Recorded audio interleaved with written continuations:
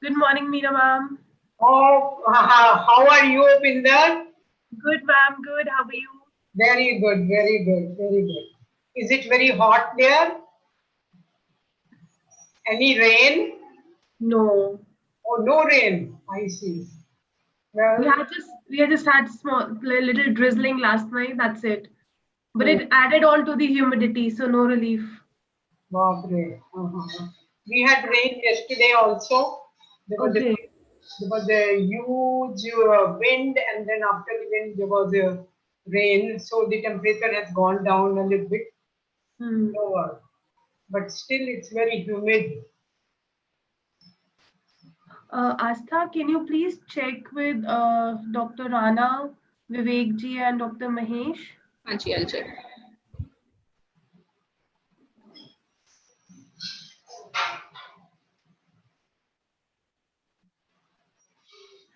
Good morning, Dr. Rana.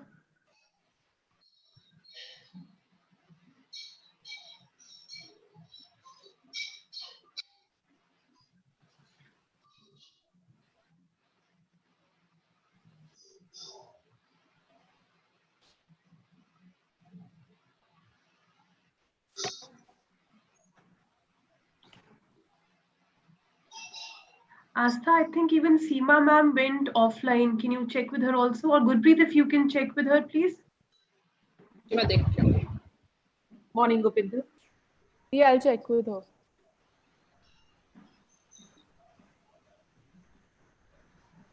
Am I audible? Hi, Gopinder. Good morning. Hi, good morning, Tina. How are you? I'm good. Thank you. Good morning, Dr. Rana. हाँ जी, good morning doctor Meera ji. Morning, sir. हाँ जी, good morning. Morning, Dr. Rana. Morning जी. प्रणाम doctor साहब.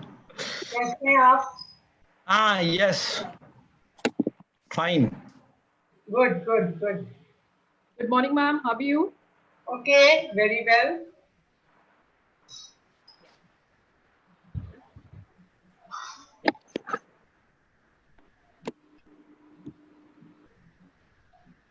We have all the chairs logged in, but the speakers are yet not logged in.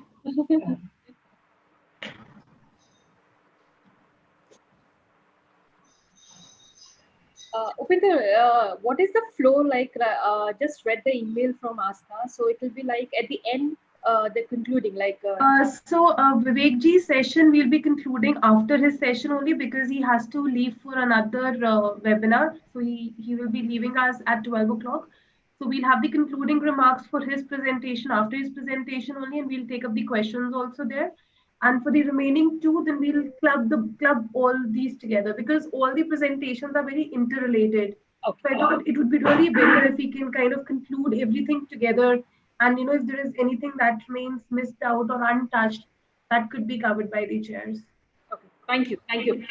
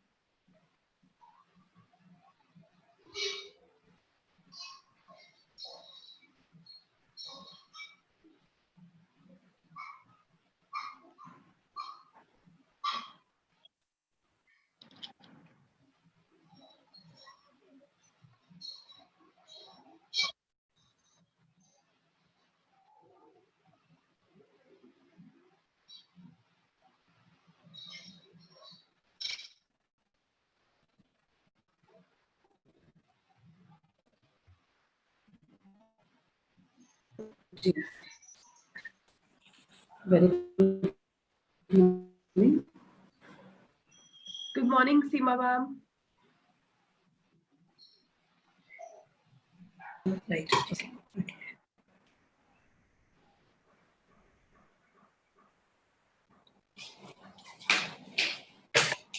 Good morning, Upinder Gill. Thank you, ma'am, for agreeing to be a speaker for this session. Your insights would be really valuable for it. Pleasure is all mine. How are you? All good, ma'am. All fine. Thank you. You people are doing great job, really. Thank you, It's ma'am. Just very inspiration for many young generation, especially students. Like what is the picture these days? It's a thank you, wonderful job. ma'am. Thank you, ma'am. Thank you so much. I think it's with all of your support that it is possible. Otherwise, you really cannot do anything. True, we are working like a team. That's right, and the results will be very encouraging. I guess. I hope so, ma'am. Thank you, ma'am. Thank you so much. So we're just waiting for one more speaker to join us, and then we'll just start our session. We're already live on YouTube. Upinder, So, Dr. Mahesh. Dr. Haji, Dr. Mahesh Mahesh is here, right? is there, Good morning. yes. Good morning, I'm Dr. here. Mahesh. Hello, Dr. Mahesh. Good morning, Hi, hi. sir. Good morning. Thank you for having me. Thank you, sir. Thank you for joining us from Sri Lanka.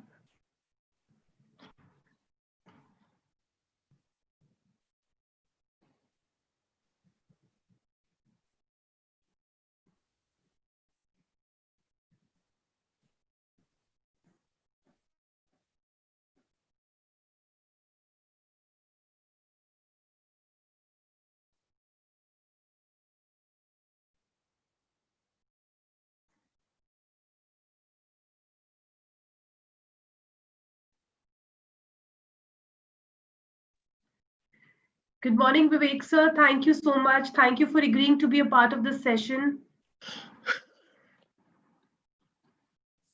Thank you. So, Gurpreet, I think we are good to start. We have everybody logged in, so we'll start.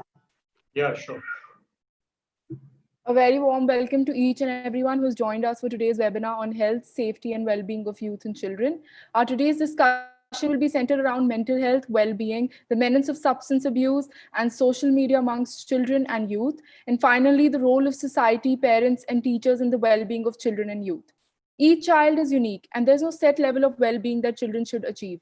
Well-being is influenced by a child's individual experiences and his changing needs as he grows up. A range of experiences can have negative effect on young people. Well-being includes and is not limited to emotional well-being, psychological well-being, physical well-being, and even social well-being. In today's fast-moving world, one of the main issues crippling young people is mental health disorders, and the stigma that comes along with it. These disorders usually start very early in a child's life. 20% of children suffer with anxiety, depression, attention deficit, substance abuse, and so many more. Therefore, it is necessary that they get the right help the first time around. Without appropriate support, children with mental health issues are more likely to use illicit substances, behave criminally, and have suicidal tendencies. Another one of the major problems affecting youth today is social media and their increased dependency on cell phones. Although the present scenario is such that the use of internet, cell phones, and social media applications is unavoidable, many psychiatrists believe that social media is the single most factor that causes depression and anxiety among young people today. And hence, now more than ever, these issues need to be addressed, discussed as widely and as extensively as possible. And on that note, I would like to invite our keynote speaker for the day, Dr. Rana J. Singh. Dr. Rana has more than 2 decades of experience in public health, focusing on management and tobacco control. He is the master trainer for public health courses, mid and senior level managers. He is currently supporting tobacco and NCD control programs in Southeast Asia region. He also holds a degree in pulmonary medicine.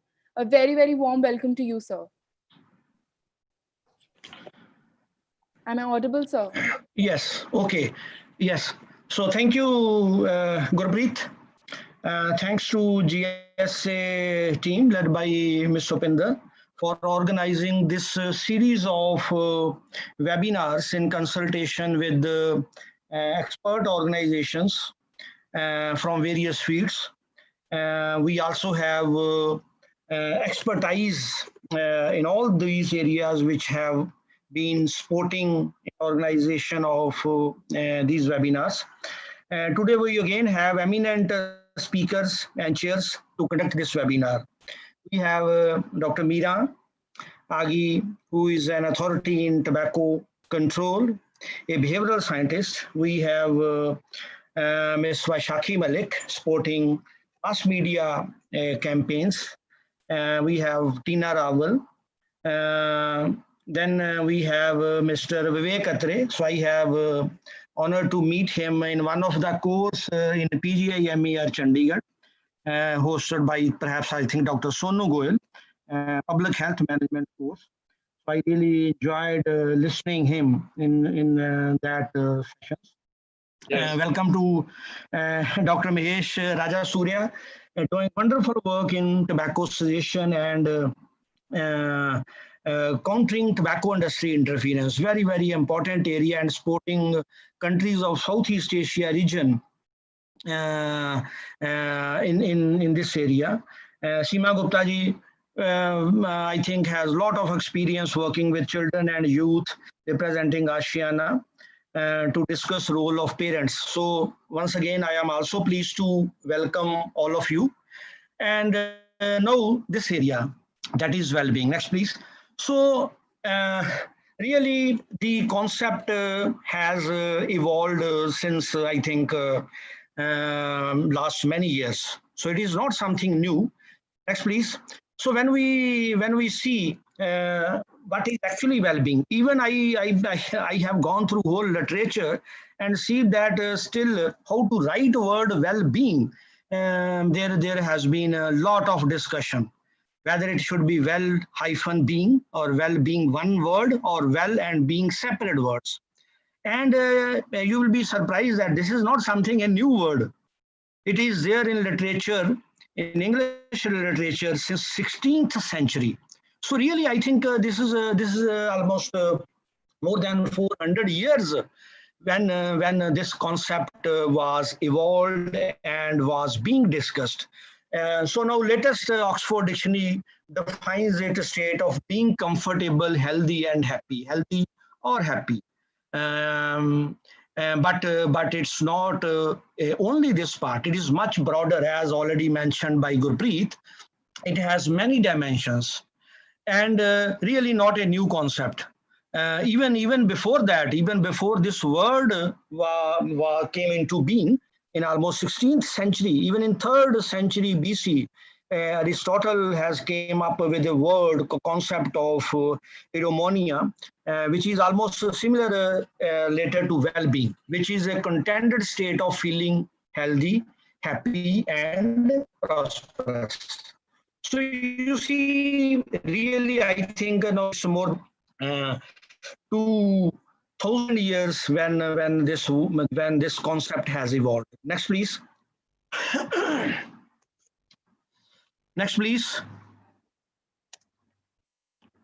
So already Gurpreet has mentioned multidimensional. It is not something which is very related to only concept of health or concept of happiness, but it includes many other areas. And at least these areas, even these areas which you see, physical well-being, emotional or psychological well-being, social well-being, spiritual well-being, intellectual well-being, and economic well-being. So these are the few concepts and the presence of all really makes the well-being of an individual.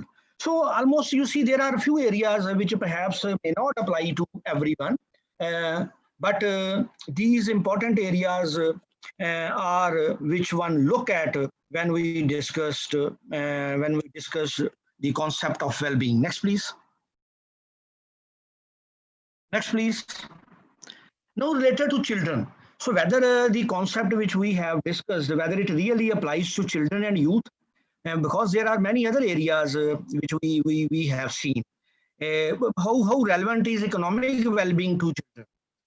So when we discuss about children and youth, well-being about children and youth, we find that it is more related to emotional and social well-being, which comes from their relationships, from their deepest attachments to their mothers, fathers, grandparents, and few cherished others, maybe their friends. And early childhood in particular is a time when children's well-being and capacity to flourish are overwhelmingly about love, attachment, and connectedness. So these are the important areas when we discuss about well-being related to children and youth. And when we talk about maybe adults, there comes some other factors which we have already seen, and maybe discuss it further.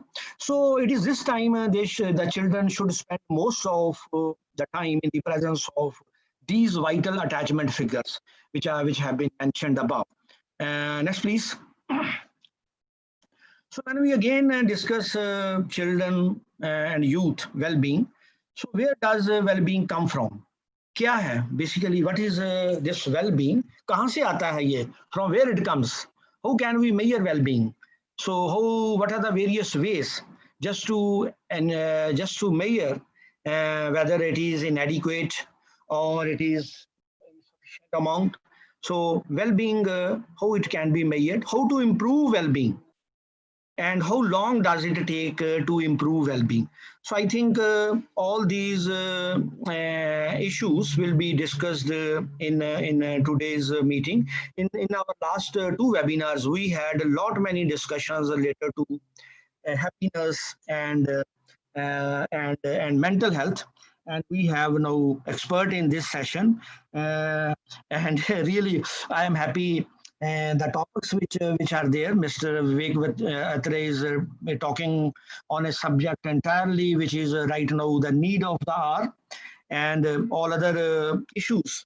I think they are directly related to well-being of children and youth. Next, please. So with this, I am again pleased to welcome all of you, and hope that all the youth and children delegates which are attending this webinar. Upinder, may I know how many people are there right now?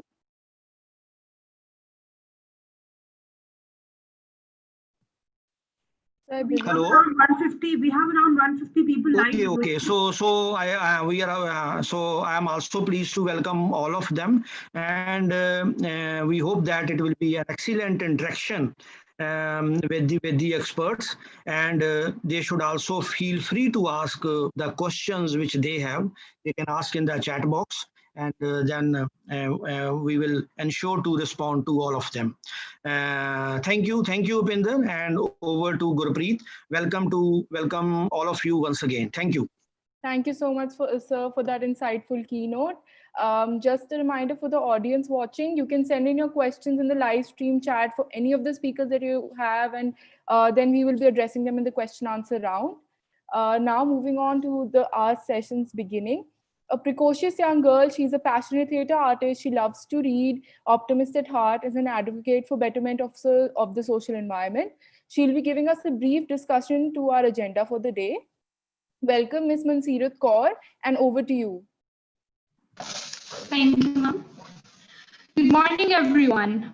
I am Mansirat Kaur, a student of Sacred Soul School, Gharua.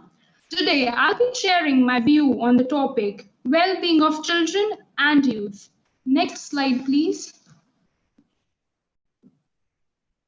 So, what is well-being? Well-being refers to the quality of life. It is about how well we are and how our lives are going. Well-being in children has to do with their overall happiness and how they feel about their friendships, appearance, and their place in the society. Children with low well-being are more likely to have problems in their lives related to mental and physical health. It's important that children have the right support around them, at homes, at schools, in their neighborhood, and beyond, to make sure that every child has the opportunity to thrive. Development of child includes several aspects like physical, psychological, social, and emotional. Next slide, please. Lack of focus and absence of physical development can lead to illnesses, disorders, whereas one can improve focus by exercising, keeping healthy diets, etc. Good amount of sleep also helps in improving concentration, memory, as well as helps us to stay healthy. Next slide, please. If emotional development is not given due importance, it may lead one to have low self-esteem and even suicidal thoughts, whereas even little consideration can lead to satisfaction, positivity, and hope. Next slide. Relationship building describes the process of establishing emotional connections with others, starting from birth, which are based on trust and intimacy. Through relationships, children discover who they are and learn to understand others. When young children experience people helping, understanding, and enjoying them, they approach the world with openness and enthusiasm, and they grow to be responsible and caring people. All children face challenges and problems. We can't change the challenges that they will face. What we can do is give them the skills so these challenges are never able to break them. We can build their resilience. Resilience is being able to bounce back from stress, challenge, tragedy, trauma, or adversity. When children are resilient, they are braver, more curious, more adaptable, and more able to extend their reach into the world. Next slide, please. Adolescence is a time of enormous changes in life, physical, psychological, and social. These changes can be stressful. Experiencing anxious, sad, and angry thoughts and feelings is a normal part of adolescence. Stress and anxiety are common problems that most teens face. School performance, peer status, etc., can be a few causes of stress and anxiety. So, now I'm going to share a few tips which might help you in case you're feeling stressed or anxious. First, take a time out. Second, eat well balanced meals. Third, get enough sleep. Fourth, exercise daily. Fifth, do your best. Instead of aiming for perfection, which isn't possible, be proud of however close you get. Sixth, talk to someone. Depression in teens is yet another important issue that needs our attention. Depression can be caused by many things, like loss of a person you loved, peer and social status. In teens, constant pressure to be available on social media platforms has also led to depression. Bullying and cyberbullying is yet another cause of depression. Being bullied can leave a person feeling helpless, humiliated, depressed, and even suicidal. What we need to understand here is that ups and downs are a part of our life, and we should be dealing them with courage. In case of depression, a therapist's help is recommended. But here are a few tips that you, as an individual, can do to cope up with depression. First, exercise. Second, nurture yourself with good nutrition. Third, identify troubles but don't dwell on them. Try to identify situations that have contributed to your depression. When you know what's got you feeling blue and why, talk to it with a caring friend or a family member. Fourth, express yourself. Fifth, try to notice good things. Next slide, please.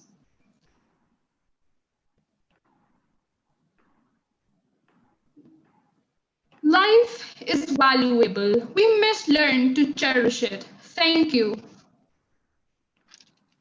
Thank you so much, Mansirat, for those really, really helpful tips, as well as giving us a very informative presentation. And on that note, now I would like to invite our chairs for the day, Dr. Meera Biagi and Ms. Tina Raval. Miss Agi does not really need an introduction. She's a pioneer in the field of tobacco control. She's a behavior scientist and a communication expert with more than 4 decades of experience in tobacco control. She has held prestigious positions in International Development Research Center, Canada, CARE International, WHO, and UNDP. She is the recipient of WHO Gold Medal on Tobacco Control, the Luther L. Terry Award. She holds a PhD in psychology from Loyola University, Chicago. And Miss Raval has been working in the field of nutrition and public health for more than 12 years.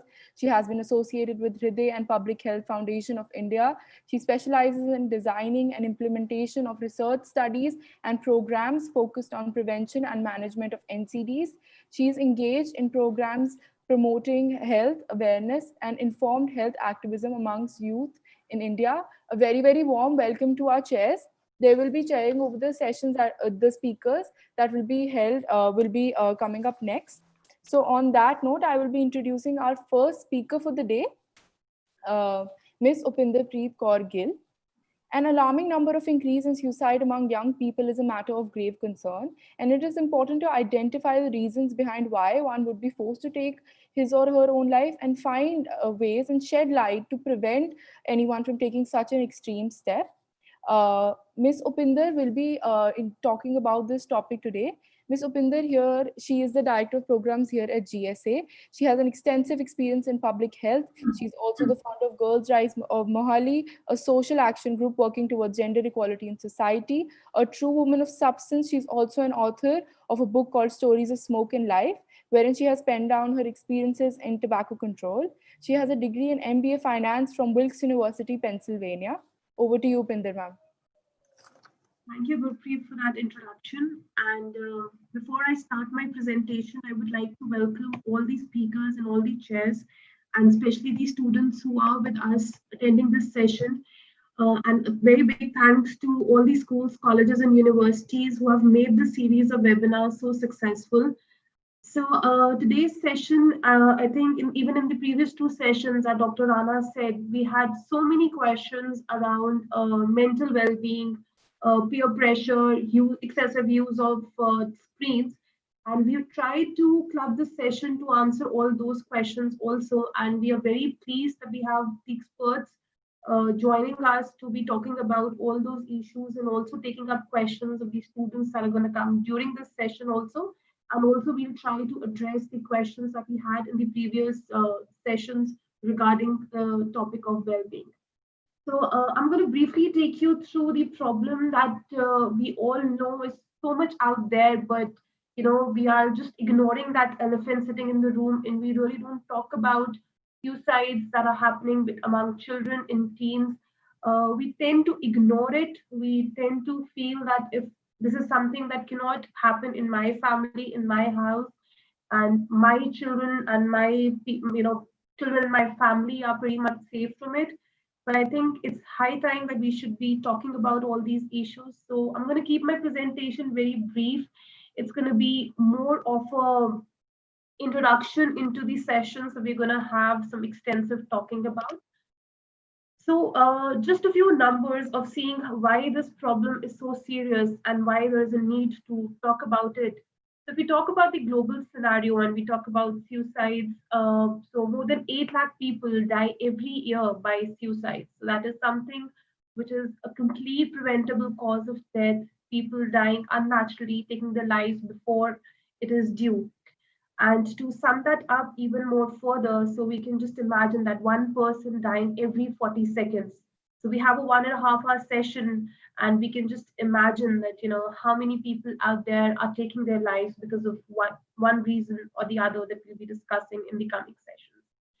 Another surprising figure and the alarming number is that 75% of all these global suicides happen in the low and middle income countries, of which India is a part. And it is the second leading cause of death among people between the age of 15 and 29 years old. So that becomes more important to even, it becomes even more important to talk about this problem with children, with youth, with, people who are trying to figure out their lives. So if we look at the global scenario right here on the picture, so we can see that, India is among the highest burden countries when we talk about suicides. And this is actually both in cases of males and females. We'll go into a little breakup on gender basis also to look upon what are the social issues that are behind all these suicides happening. So narrowing it down to the Indian scenario, so we have 17% burden of these suicides globally. They are in India. And if we compare it to that, we are a nation which contributes to 17.5% of the world population. So we can see how huge the burden of suicide is in India. And even if we see that, how we are going day by day, so the suicide rates have increased from 7.9 per 1 lakh people to 10.3 per 1 lakh people from 1987 and 2007, and it's still rising. A little differentiation among males and females. So the WHO data shows that more males tend to die because of suicides. So if we talk about India, so we have 25.8 men per 1 lakh men dying because of suicide. And when we talk about females, it's 16.4 per 1 lakh. But an interesting fact here to look at is the ranking when we have gender based. So for males, we are ranked on 22nd number globally. And when we talk about females, we are the sixth highest in the world. So we really need to see that difference also, and the situation needs to be addressed based on gender, based on social economic factors, and so many other parameters on which we need to, we need to put more emphasis on while coming up with solutions, while coming up with policies and interventions of how to prevent it. So just a little definitions into what exactly suicide and some suicide related terms are. So when we talk about suicide, as we all know, it is an action of taking one's life, which is an unnatural death, killing oneself. When we talk about suicidal ideation, that means coming up with ideas and thinking about the facts of how one can take one's life. Suicidal intent is a mind process. It's a thought process in which a person suffering from suicidal symptoms have an intent, or maybe moving towards that attempt. Parasuicide, this is something which is very common among teens, and even if when I talk about my school times when I was in school, this is something which used to be very common when we used to look around among our classmates. So we see people cutting their putting cuts on their arms and things. There could be many reasons of that. So parasuicides are actually kind of hurting yourself, but not with an intent of taking one's life. But that is also something which needs to be addressed because it is not normal of hurting yourself. Suicidal attempt is a real act of trying to take one's life but not succeeding in it. And aborted suicidal attempt means going very closer to committing suicide but then taking a step back. Some reasons and risk factors, if we talk about, this is something which have been taken out from these studies, and also when we talk to youth and children, when we go out for our school intervention and youth intervention programs, academic pressure is one very important reason that we need to address. So we really need to address how our education system is being framed, how our students, our youth is, being made to face the world, to face the realities of the world through this academic pressure. Low self-esteem. So we have seen so much bullying around between students, even somewhere unintentionally, elders kind of bullying younger ones. It could be unintentional, it could be jokingly, but we really need to be very careful of how it is affecting a child. Loneliness, I think this is something which is increasing day by day because our families are getting nuclear. Most of the families have single child. Children don't have somebody to speak to, they don't have time to spend with somebody. So loneliness is one thing which is increasing in our society, and we really need to see how we need to cope up with that. Social media platforms, we're going to talk about it in detail. Peer groups, so there have been instances wherein there have been hurt suicides, where there are these groups which are created on social media, and there have been so many disturbing news of group of children committing suicide together, and they all are being motivated through these peer groups that are being formed on social media. So this is also something which really need to be checked and addressed. Trauma, past case of abuse or family disturbances. This is also one very important element which goes into the long-term mental health of a child. Substance abuse, we'll be talking about this in detail. So we have the children these days have so much exposure to all these intoxicants that are out there.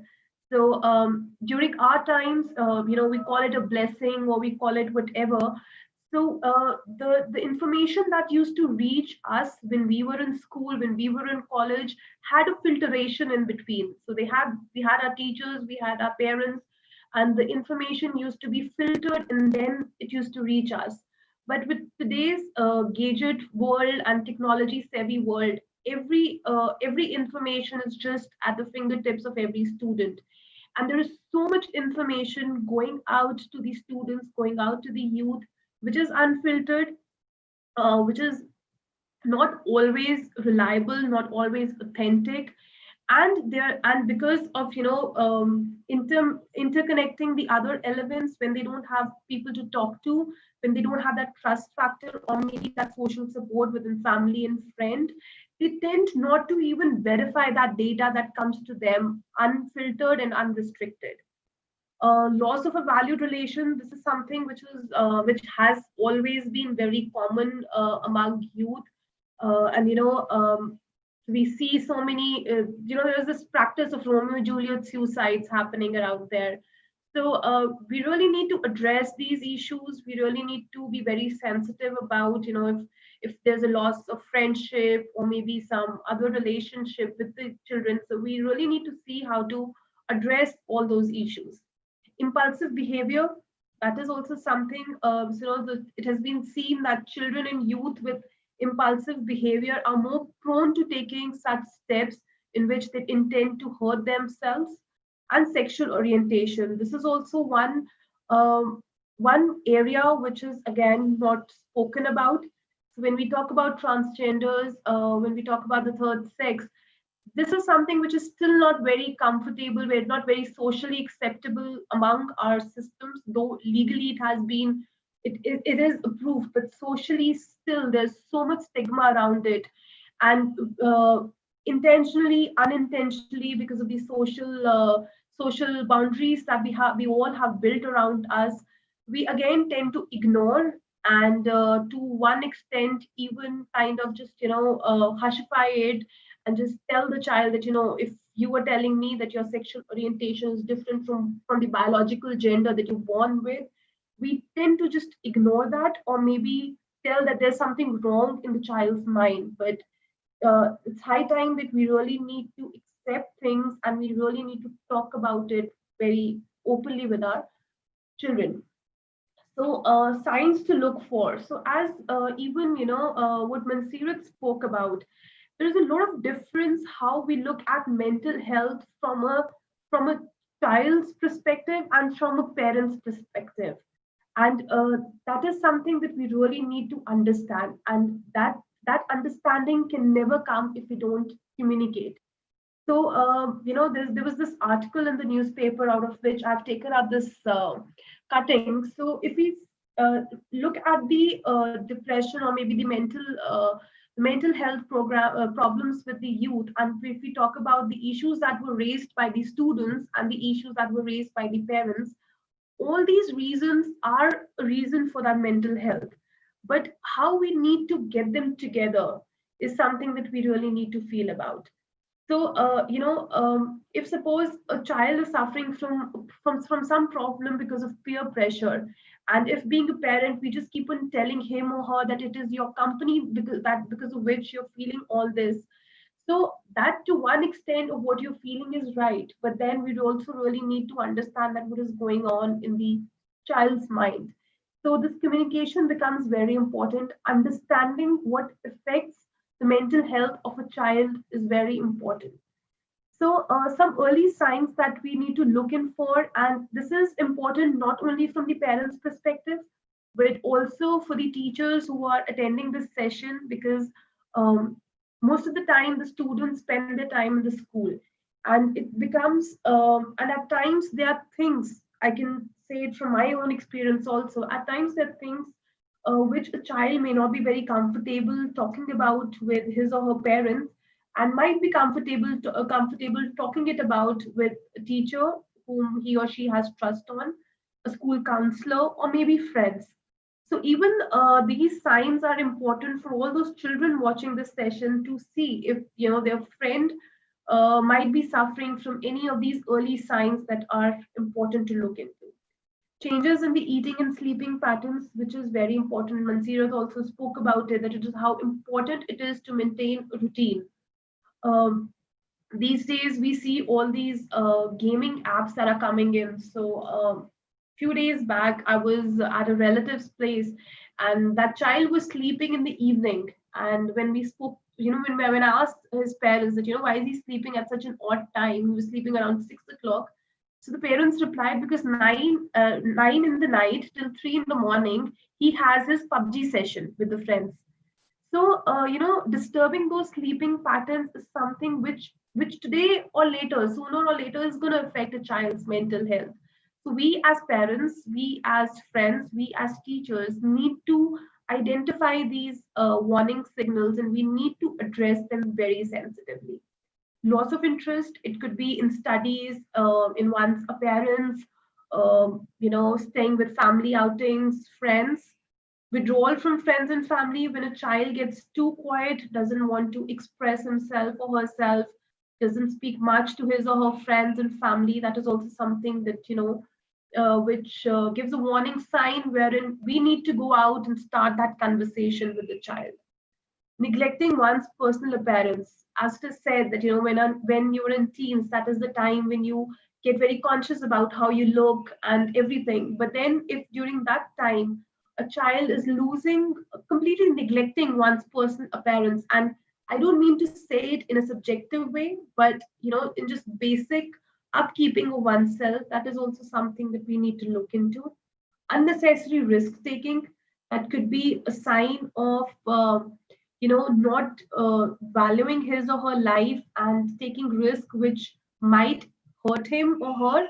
So that is also something that we need to look into. Lack of response to praise, intoxicant use and abuse, and look out for statements. So even a very uh, common statement which I think many children at times, when they are scolded by their parents or teachers, they say, I just don't want to live, my life doesn't mean anything. So those statements should not be ignored. They're important. We really need to look into the change of vocabulary, the change of statements that are coming out of our children's mouth, and become certainly cheerful after being depressed, or vice versa. So if there are so many mood swings among it, that is also something that needs to be looked into. And what can help? I think we all know about it. We really need to create a support system. It's not only true for children and youth, but I think for anybody suffering from depression or early signs of depression. And as it is said that your family is the safest place that one feels. So family talk becomes very important, and this is something which is losing out in today's life. So sitting down as a family, talking about problems, talking about things that are out there and need to be discussed, is becomes very important. Expert counseling. I remember during my school, we used to have a very amazing counselor at school itself. We really had that trust on her that we can go up to her and speak to her about our problems. So that is one thing from the schools and the colleges perspective, that becomes very important to have nice counselor on the campus so that problems can be discussed. Talk to your friend if you see any symptoms or warning signs. As I said, if the person suffering from these problems refuse to talk, start the conversation. If you see those signs, we need to start that conversation. And if that situation goes out of your hand, or you feel that you no longer can help your friend by just talking about it, you need to report it to an adult that you trust can help your friend. And in the last, if nothing works, we really need to seek medical help, and there should not be any social stigma around that. Because depression or mental illness is like any other disease, which can be cured, which can be taken care of, provided it is reported. So, coming out to suicide. So, the word suicide really caught everybody's attention. but we tend to ignore the signs or the actions that lead up to that suicide. And that is the reason the suicides happen. There's some myths around suicide that I would just like to address here. We always say that suicide is a spur of the moment, but studies have shown that really it is very rare that it is just a spur of the moment. There are usually clues that that a person is about to attempt to take one's life. Then the second myth that comes is people who talk about it will not do it. कि यार अगर इसने करना होता ये कर लेता, तो अगर ये बात कर रहा है तो ये कुछ नहीं करेगा. This is something which is not true. We really need to look out for those signs. If someone wants to kill himself or herself, nothing can stop them. That is not true. An intervention, speaking to that person, trying to understand what that person is going through, giving them a listening ear can actually help and prevent somebody from killing himself or herself. The fourth top point out here is out there for all parents and teachers who are watching this session, that if you discuss about suicide, it's going to give an idea to someone to do it. And that is true for all other problems that we are facing in our society or in public health or whatever. That if we talk about drug abuse, no, we are not going to talk about this to our child, because if you're going to talk about this to our child, he or she will get to know, and he might have an idea to try drugs. Or when we talk about sex education, when we talk about sexual orientations, we tend to hide those things and not talk about it, with a fear that if you're going to give them that idea, they're going to try, they're going to try experimenting with it. But that's not true. Another thing, suicide is an act of cowardness. This statement, I think the experts will also be able to tell better, but this statement is something that I put in because I think whatever we do in our life, we do it for ourselves. Even if we love someone, even if we lose somebody really close in our family or in our loved ones, we cry for ourselves because it is something that we think that we are losing out to something. So killing oneself is really not an act of cowardness. I think it is a very difficult step to take, and if a person goes to the extent of taking his or her life, I think that is something which shows that how much pained he or she is, and how much he or she wanted to be accepted in the system, in the society. And the last and the most important, and with what I started the session, that it cannot happen to me or someone I know. It is out there, it is there in the room. It's just that we're ignoring that elephant sitting in the room by not talking about it. So, with these few points, I will just end. Let's talk life. Let's talk about problems. Listen to the unspoken and motivate them to speak. Accept your failures, and every individual is unique. Thank you so much. Thank you so much, Upinder ma'am, for this very, very important point. Suicide really should never be an option because life is extremely precious. On that note, I'll be introducing our next speaker for the day, Mr. Vivek Atri. Not that he needs an introduction, but he is the founder of Suvichar Think Tank. He's a visiting professor at Shilluni University, member of CSR Advisory Board of Action Aid, founder of Vibrant Networking Forum, Chandigarh Literary Society, and co-convener at Intact Chandigarh. He is also a member of Governor's Advisory Council for Chandigarh UT. He has had 8 TEDx talks, 3 highly popular Josh talks, over 18 lakh views on his YouTube videos. We are highly obliged to have you here with us today, sir. Over to you. Thank you very much, Gurpreet, and thank you, Dr. Pinder, and very nice webinar going on, very important topic, and I'm very happy to be on this panel with very eminent experts on the subject. I'm not an expert, but I'm a writer, I'm a motivational speaker, and an ex-IAS officer, so I have a bit of experience of how people think and what they think and why often depression is something which leads to a lot of pain and a lot of sickness in many ways. My book, which is shown on the cover in the slide, is Finding Success Within. So I always speak on the battle within. If you look at the battle within is the battle of the mind. And if you look at the fact that as per the Indian scriptures, a human being is a conglomerate of a body, mind, and a soul. Of course, science and biology may not tell you about the soul, but the body and mind are definitely part of scientific study. However, if we look at the fact that it was mentioned that spiritual well-being is also one of the factors involved, then Dr. Saab had clearly said that spiritual well-being is one of the things that we should focus on. So if we look at human beings, what do they typically spend their time thinking about? We talked about suicide, we talked about tobacco, we talked about drugs, we've talked about negatives. Typically, a human being doesn't really think about these things all the time.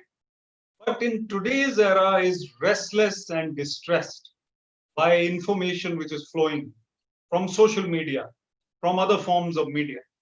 What happens to an individual is that this individual who is otherwise peace loving, normally human beings are good natured without too many negative tendencies, unless their company and their vicinity and their news bombardment is such that it leads to negative thoughts.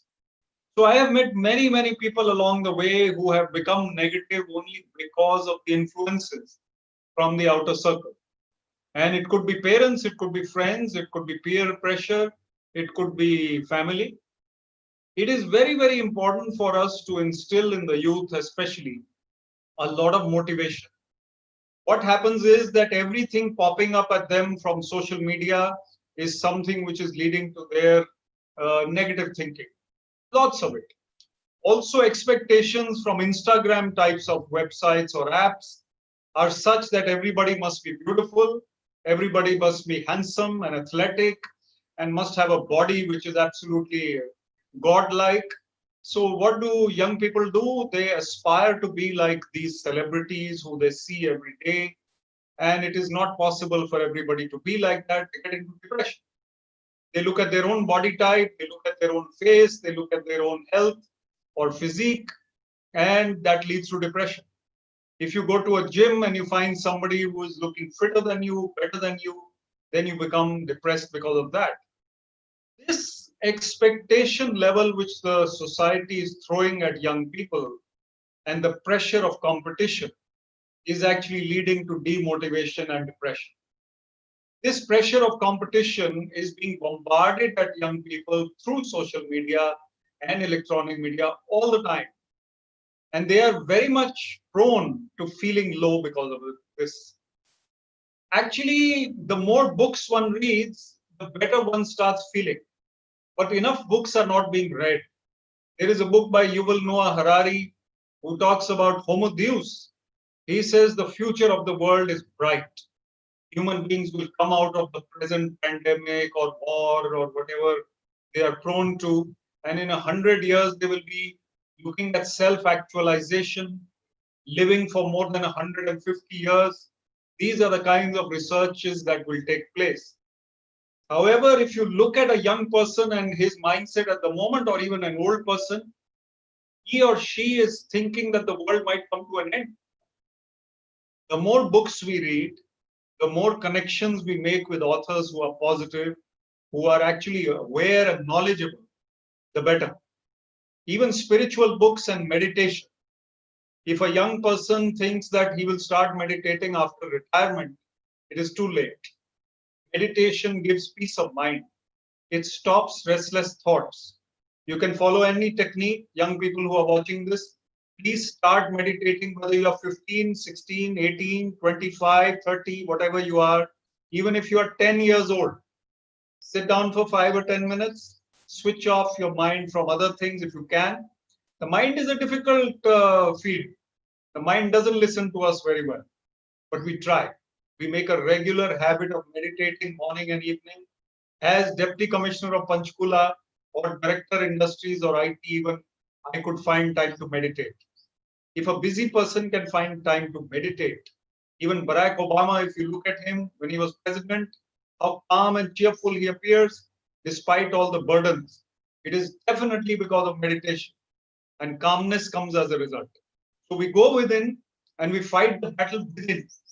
We win the battle within by contemplation, by meditation, by positive thinking. And this also comes from company. we eliminate or we move away from company, from our lives, who are always criticizing, complaining, or cynical. If a friend is like that, reduce his conversations with you. If a person, I used to have a colleague who would call me up every evening from the government, and every day he wanted to just criticize people on the phone. 6 to 6:30 or something when I was young and junior, I would listen to him and he would go on gossiping, criticizing. One day I discussed it with my wife and I realized, why am I doing this? So I got out of that mindset. I stopped taking his calls. I told him, sir, we'll talk in 1 week from now. I'm a little busy this week. He understood that this person is not very interested. So when I am prone to listening to people like that, watching people who are negative, in the company of negative people, I will succumb because I'm human. A human being who is 90% of the time gung-ho and positive and with a mindset that everything is fine, and sometimes 10% of the time feels a bit low, is normal. It's okay. But if it is the reverse, that only once in a while I feel cheerful, most of the time I'm morose and I'm sad and I'm critical of things, of life, then that is something needs to be checked. I wrote a piece recently, young achievers need care and counseling. Achievers also need care and counseling. Suddenly they become successful. They are in the limelight, in the spotlight. They got 99% marks, or they got a great job, or they got an award. Every day you cannot get that award. Next year or next month, you might be feeling low. We have to take the example of Arthur Ashe in this case. Arthur Ashe was the greatest tennis player of his time. A black American, never won Wimbledon before him. He won Wimbledon. He was on top of the tennis world and everybody praised him. He had so many fans. When he was dying, they wrote to him asking, why is this happening to you, Arthur? We love you. He was critically ill after 10 or 15 years and he was dying. But Arthur Ashe writes back to them. Look at the attitude. He says, when I won Wimbledon, I didn't ask God, why is this happening to me? Why not to somebody else? Now, what right do I have when I'm ill, critically ill, to ask God, why is this happening to me? Typically, all of us are complaining about things which have not happened, which should have happened. Why have I not got that car? Or why is this neighbor more happy than me? And we are not thankful for what we have. So in schools and colleges, right from the childhood days, we need to instill a sense of gratitude.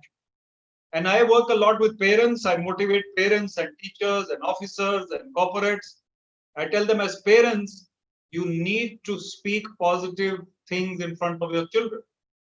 Parents who are argumentative, even abusive in their relationship, will find that the child is growing up in an era of fear, an environment of being timid, of even being angry and aggressive himself. I got a young person writing to me who says she's preparing for IAS, but her parents fight a lot and she herself loses her temper hundreds of times. So I told her, I said, your parents have a problem. You can still avoid it. I said, read good books, go for walks, go to the gym, do something good, motivational activities, watch videos, stay away from that as far as possible. So people who are subjected to such influences, young people, will obviously struggle to get out of depression. I wrote about Sushant Singh Rajput, how he, despite being an achiever, could not handle that depression. And committing suicide, you said, it's a myth that it's an act of cowardice. But I would tell you that the spiritual element about this is that if somebody goes like that, then life is not successful. And that person has to come back and has a karma which has to be sorted out. We do not succumb to such temptations of ultimate depression. However, when you are clinically not well, medically not well, it is only medication and treatment and expert medical advice which will take a person out of that. So it is important for people to motivate each other, to inspire each other, to speak positively, to read good books, to have the company of people who are rather cheerful, watching more humorous shows than tragedies and terror and horror and things like that. Watching films which are more creative, constructive. On the subject of creativity, let me tell you, a creative person can never be depressed. A poet, for example, it is said, will write better poetry when he is feeling sad or when he's feeling in love. Love and sadness bring out the best poetry. But that sadness is not to the level of breaking down depression and totally in tatters. Nobody can write poetry in that kind of level. A creative person will always find the way and the means to survive, to come out of depression and not be bogged down by all this. So there are ways for us to instill creativity in the education system. There is not enough in it. I have a quote which is, life is not about marks, life is about making a mark. Life is about making a mark. This book, Finding Success Within, which you see in front of you, it has this quote and other quotes. I say marks is a big fallacy of society. You have to get into IIT, you have to get into IIM, you have to get into the IAS. I have resigned from the IAS 2.5 years ago. I worked, I was there, but I did not want to continue anymore. I wanted to be a motivational speaker and a writer. I think I'm doing a more important bit of service to the society now. Every day I'm on webinars like this, speaking to young people, trying to share my thoughts. I have 25 lakh views now on YouTube. Watch some of them, please, if you are young, if you are looking to make a mark in life. Emotional intelligence, balance, calmness, positive thinking, what really success is and what is happiness, all these things are covered. This is not the time for a long speech by me, but I'm going to share a couple of nuggets before I leave. One is that we really need to search within as to what are our faults, what is holding us back in life from happiness. The ultimate goal of life is not success, it is happiness. Happiness for yourself and happiness for everybody who you meet. If you make a mark like that, your goodwill will be beyond your life and you will stay remembered by people who whenever you're gone also. So the point is that life is not about material acquisitions and quest for this, that, and the other. The quest has to be for the search within, calmness within, peace within, joy within, happiness within, success within. That is how life should be. And that is my message to you all on this day. I find it a joy to be with the experts. Thank you for inviting me and thank you very much. We'll stay in touch. I am on social media. I welcome questions from the youth. I answer them personally. Sometimes on Instagram, I get a message and I answer. They say, wow, sir, you answered. Because people don't answer. So we need to talk. We need to communicate. We need to listen. Only then we'll be able to spread this positivity. Thank you. Thank you so much, sir, for really highlighting how social media is impacting the young people and also, pointing out some very, very practical points about how to promote positivity and taking charge of our own positive mindset, and happiness. Those were really good points, especially reading books. I remember reading your book, Move On Bunny, when I was in school. So thank you, Gurpreet. That's very really enjoyed it as well. So I think anybody who's watching us today, finding success within will be something they can really, really learn from. And thank you so much for joining us today, sir. Thank you. So Thank you all. anybody who will have any questions during this session can send it down during the live chat and we can have them answered afterward or during a question answer round. Moving on to the next part of the session, substance abuse and tobacco usage amongst youth and children is increasing at an alarming number each day. Our next speaker of the day, Dr. Mahesh Raja Surya, will be shedding light on prediction, prevention, and protection of youth and children from substance abuse with a special reference to tobacco. Mr. Rajasurya is a senior lecturer at the Department of Psychiatry, Faculty Medicine, University of Colombo. He is a consultant psychiatrist at the University of Psychiatry Unit at National Hospital of Sri Lanka, Colombo.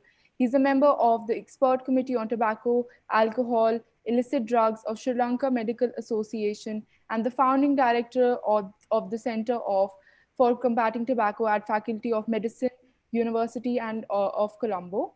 He is the chairman of Alcohol and Drug Information Center and the vice patron of NEST Sri Lanka. A very, very warm welcome to you, sir, and over to you. Thank you very much, Gurpreet. I'm not going to use slides, so maybe you can turn the slides off. So You can concentrate fully on me. Yeah, thank you. Thank you very much for having me on this important webinar, for the invitation, and the organizing and all that. Thank you very much. So since we are slightly behind the schedule, I think we'll get to the topic straight away. We know that the tobacco industry targets children. The alcohol industry targets children. The cannabis, drugs, illicit drugs trade, they target children. The beverages drink industry, the fast food, and so on and so forth, they target children. I mean, if you watch children's time in Sri Lanka on TV, you would see so many of fizzy drink, fast food people advertising during that time. So they do target children. But there's something particular about the tobacco industry and alcohol industry and these substance use industries targeting children. That is, they have a burning reason for them to target children. That is, if you check tobacco, half of the users of tobacco used as instructed by the manufacturer died prematurely.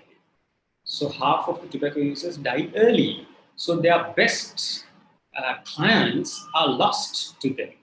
So they need to recruit new clients. And the best clients are the younger clients because they will smoke or drink or use a substance for a longer period of time, being very loyal, persistent customers.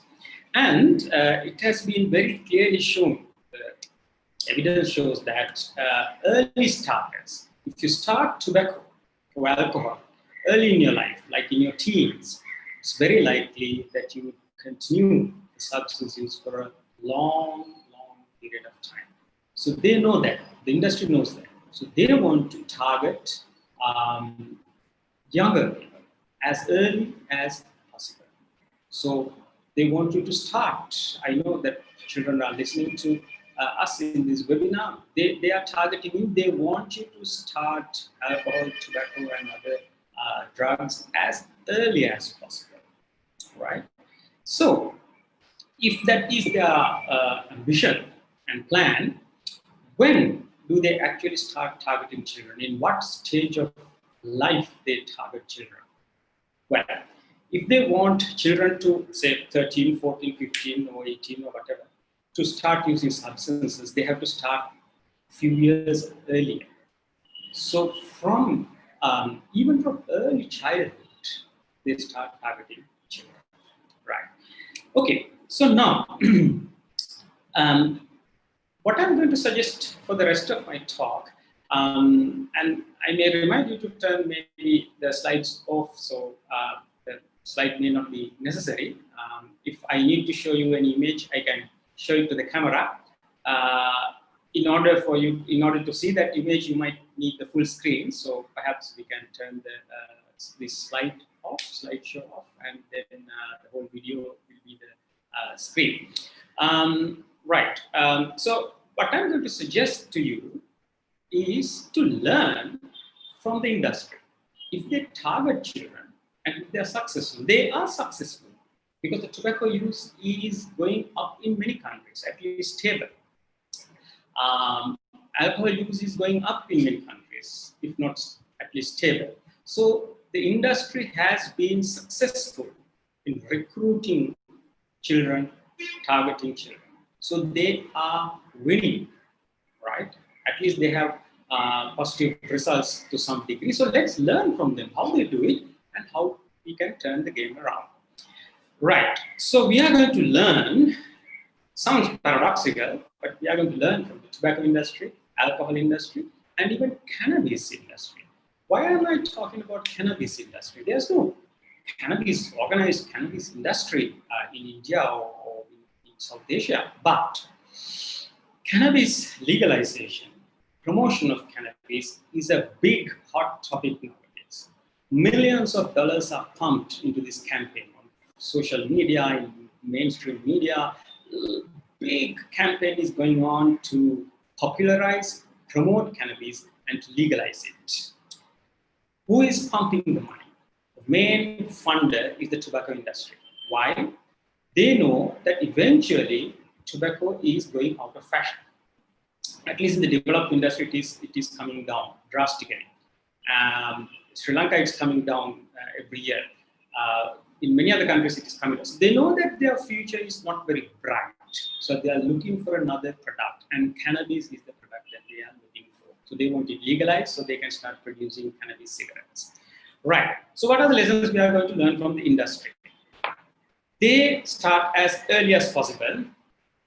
I mentioned that earlier. So we also need to do that. We don't need to wait till children are 18 or youth or 30, 40 to talk about prevention of substance use. We can start as early as possible, just like the industry does. They are not worried about ethics, right? But we are worried about it. We are concerned about this. They are only concerned about the strategies available. So if they have strategies to target toddlers, they do target toddlers. Right. So I'm going to highlight a few of the strategies they use. First, let's study that, and then we'll know how we can utilize them ourselves. One is normalize. The three strategies that I'm going to highlight are normalize, glamorize, and prompt. So let's look at what normalize is first. Now, if you look at this image, you can see that, this is Priyanka Chopra and her husband smoking away, caught by maybe paparazzi or whatever. So this is, you might think that it was, accidentally caught by a newspaper van or whatever. No, there's a big plan behind this. This highlights how normal it is for them, right? How normal it is for them. So normalize it. Adults use it. All adults use it. Everybody uses it. It's a normal daily thing. That is the normalization. Then let's look at the glamorization aspect. I have another image for you. Another icon from India, Shah Rukh Khan. So see how glamorous this is. The way he holds the cigarette, his attire, the setting. It's so glamorous, it's so attractive, it's so high class to smoke like this. So that is the picture they are trying to, now we're talking about glamorizing, right? The glamorization. So this is how they glamorize. And there's another way of glamorizing. That is to pose it as, not necessarily only tobacco use, alcohol, cannabis, drug use, as something rebellious, as something against the system, as something, a sign of liberation, something even bad. So this is an example. So this movie is lipstick under my burqa, again from India. So the liberated, powerful, independent women are the ones who smoke, right? And look at the movie poster; it's so obscene. But they're using the bad attitude to promote this, right? So sometimes it's not only just positive things; they use negative things to glamorize the product and its use. And then I would talk about a few more examples of being bad and naughty, and then still be attractive. So this is Vicky Kaushal. Caught doing drugs. You think it was an accident? No, that was the plan. That is the plan. And one more who's doing it outrightly, again from India, Honey Singh, I think. Yeah, Honey Singh. He's doing it openly for money. He's doing it openly for money. And look at his obscene gestures as well, right? And then and they also use the to glamorize the adulthood phenomenon. You are like an adult. Here's an example. The cricket star Ravindra Jadeja, right? showing that he's, not a child anymore, big guy, remembering childhood memories, and it's a sign of adulthood. Last, prompt. Prompt is frequent prompting. Frequent prompting through social media, through Instagram, all these influencers, so-called manipulators, they frequently post pictures like this and remind you, children, young people, remind you all the time, do this, do this, do this, right? So these are the strategies that they use. Right. My last point is, what are we supposed to do now? What are we going to do now, right? And who should do something about this? Who? It's not only the adults, it's not only the policymakers, it's not only the politicians, it's not only the doctors. Children, you have a major role in this. You should get involved in this. Don't wait till the adults do it. Start doing this. Start looking for these examples, talking about them, spreading awareness, opening eyes of other people, analyzing these things, doing some research and planning how to reverse them. So get involved. We can reverse and prevent these strategies. Now we know the strategies. We know when they are in play. So point them out. Try to stop them. If they have come to your school and do this, if they are infiltrated your friend circle and somebody is posting these kinds of pictures, ask them to stop. Prevent, stop, reverse. And do some formal research, get together and make groups and do research and investigate and disseminate the findings, get other people involved, make it a movement, make it an initiative. Change the culture, change this powerful network of the tobacco and alcohol industry through their social media, mainstream media. They are so powerful, true. But if you are if you're a tiny person who's working to dismantle their huge network, you can do it. The example, the parable I use, or the parallel example I use is a huge tree trunk. Cannot be even moved, right? But if an army of termites, white ants, get together, they can eat from inside, and it will be no more in a few weeks or months or years. If you can become a termite, a white ant, and start spreading this message, start spreading this attitude, start spreading this energy, enthusiasm, the huge tree trunk will decay. And be very aware of these manipulators, influencers all over the place, in your Facebook, on your Instagram, in the mainstream media. They may be apparently powerful people. Now, many of the images I show you are of powerful people, accepted as good people. And they're all in this together. So do not be afraid to point out the tobacco industry in action, alcohol industry in action, cannabis industry in action. Start talking about these things and use technology. It's not the technology itself that is bad. It's the use. The tobacco industry has taken on the technology. The alcohol industry has taken on the smartphones and Instagram, and Diageo, a huge alcohol company, signed a multi-million-dollar deal with Facebook a few years back. Why? To target children. So let's beat them at their own game. Let's use social media to win back our rights, our right to be healthy, our right to be critical in our thinking and not fooled by these industries and their stooges and their agents. That is my main message to you. Thank you very much. Thank you for having me here. Thank you so much, sir, for this really eye-opening presentation. I think the strategies that you've highlighted, that the tobacco industry or the cannabis or the alcohol industry use, that is normalized, glamorized, and prompt, is something that we as young activists can use the same strategies to get back at them. So I think this is a very, very important thing to keep in mind. And the things that you have just pointed out was so helpful for young people. So thank you so much, sir, for joining us. And any questions that anybody has for sir can just write it down in the comment section, and we'll be taking them up in the question answer round. Moving on to our next part of the session. A young person's environment often contributes to his or her well being. Teachers, society, parents are a huge part of this environment, and hence it is important to understand the role they play and what role they can play in child's well being. Our next speaker, Ms. Seema Gupta, will be talking about this very pertinent topic. Ms. Gupta was the senior counselor at Ashiana Children Home, General Secretary of ASHI Haryana State Branch.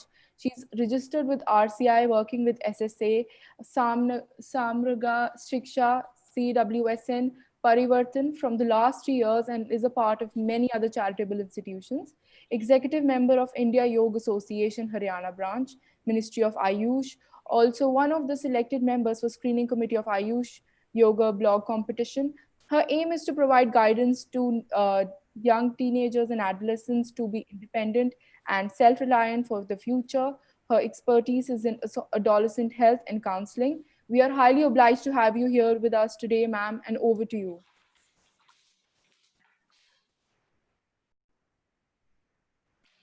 Thank you, dear Gurpreet, young president of Generation Savior Association, for giving such a wonderful introduction.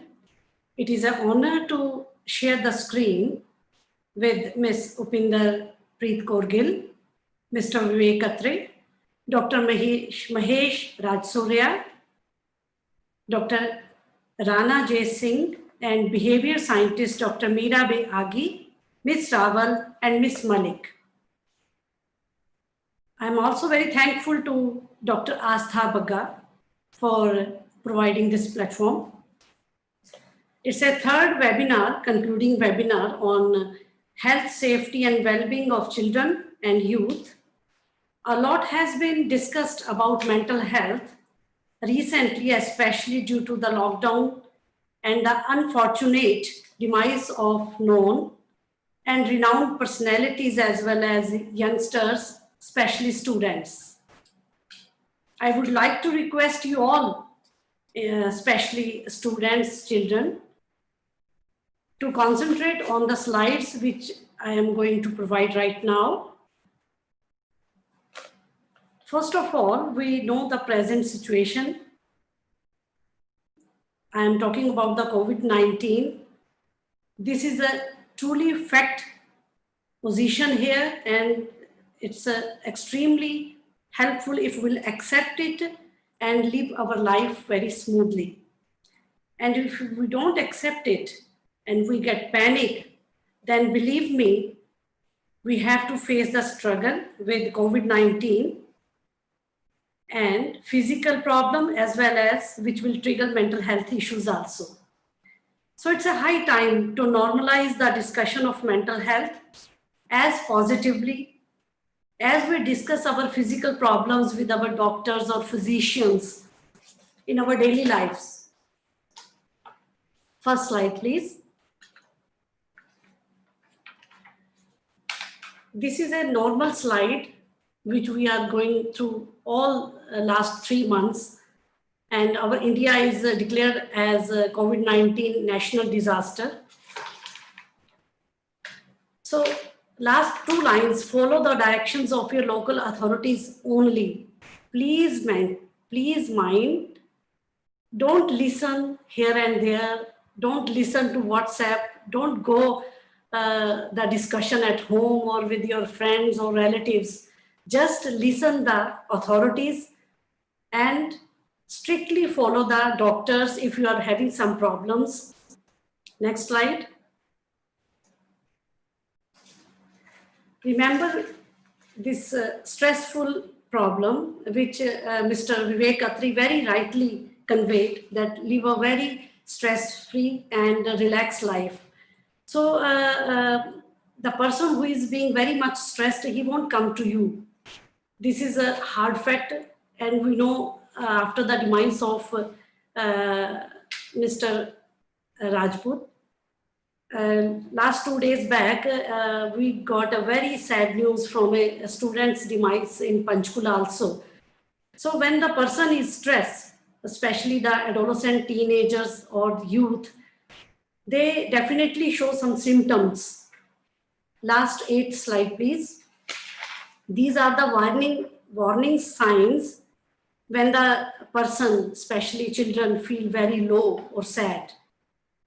Warning signs, please, which indicate, 8th slide, severe anxiety, overwhelming fear, that means unknown fear, suicidal ideas or act, feeling very panicked, unknown fear, when you hear talk of the virus, negative pervasive thoughts, like when a person listen from the family members, every family has oldies or 50 plus of age group of parents or senior members at home, they sometimes get panicked and talk about the COVID-19 issues. And then the best thing is just to listen to them and immediately counsel them, stop them and motivate them to talk very positive. The best part is avoid and exit from that situation. You too and the senior persons also. Loss of pleasure and interest, disheartening type behavior. किसी काम को parents या बच्चों को कहना या senior जो family members हैं, मेरा मन नहीं कर रहा, दिस इज वेरी डिसहार्टनिंग. मन क्यों नहीं कर रहा? क्योंकि वो सुबह से शाम तक नेगेटिव न्यूज़ और वही चैनल्स लाएंगे जो कोविड-19 के बारे में न्यूज़ दिखा रहे हैं, और पूरी वर्ल्ड ही ये न्यूज़ दिखा रहा है भी यहाँ पे इतनी कैजुअलिटीज़ हो गई, हमारे स्टेट में ये हो गया. So it's better to stop that news channel and transfer that energy and channelize your energy into a positive thing. अब positive thing उसमें क्या होगी? Second slide please.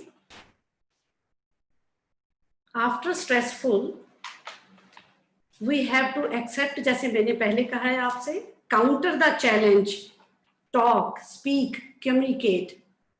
ये जरूरी नहीं है भी आपने कम्युनिकेट सिर्फ डॉक्टर से ही करना है.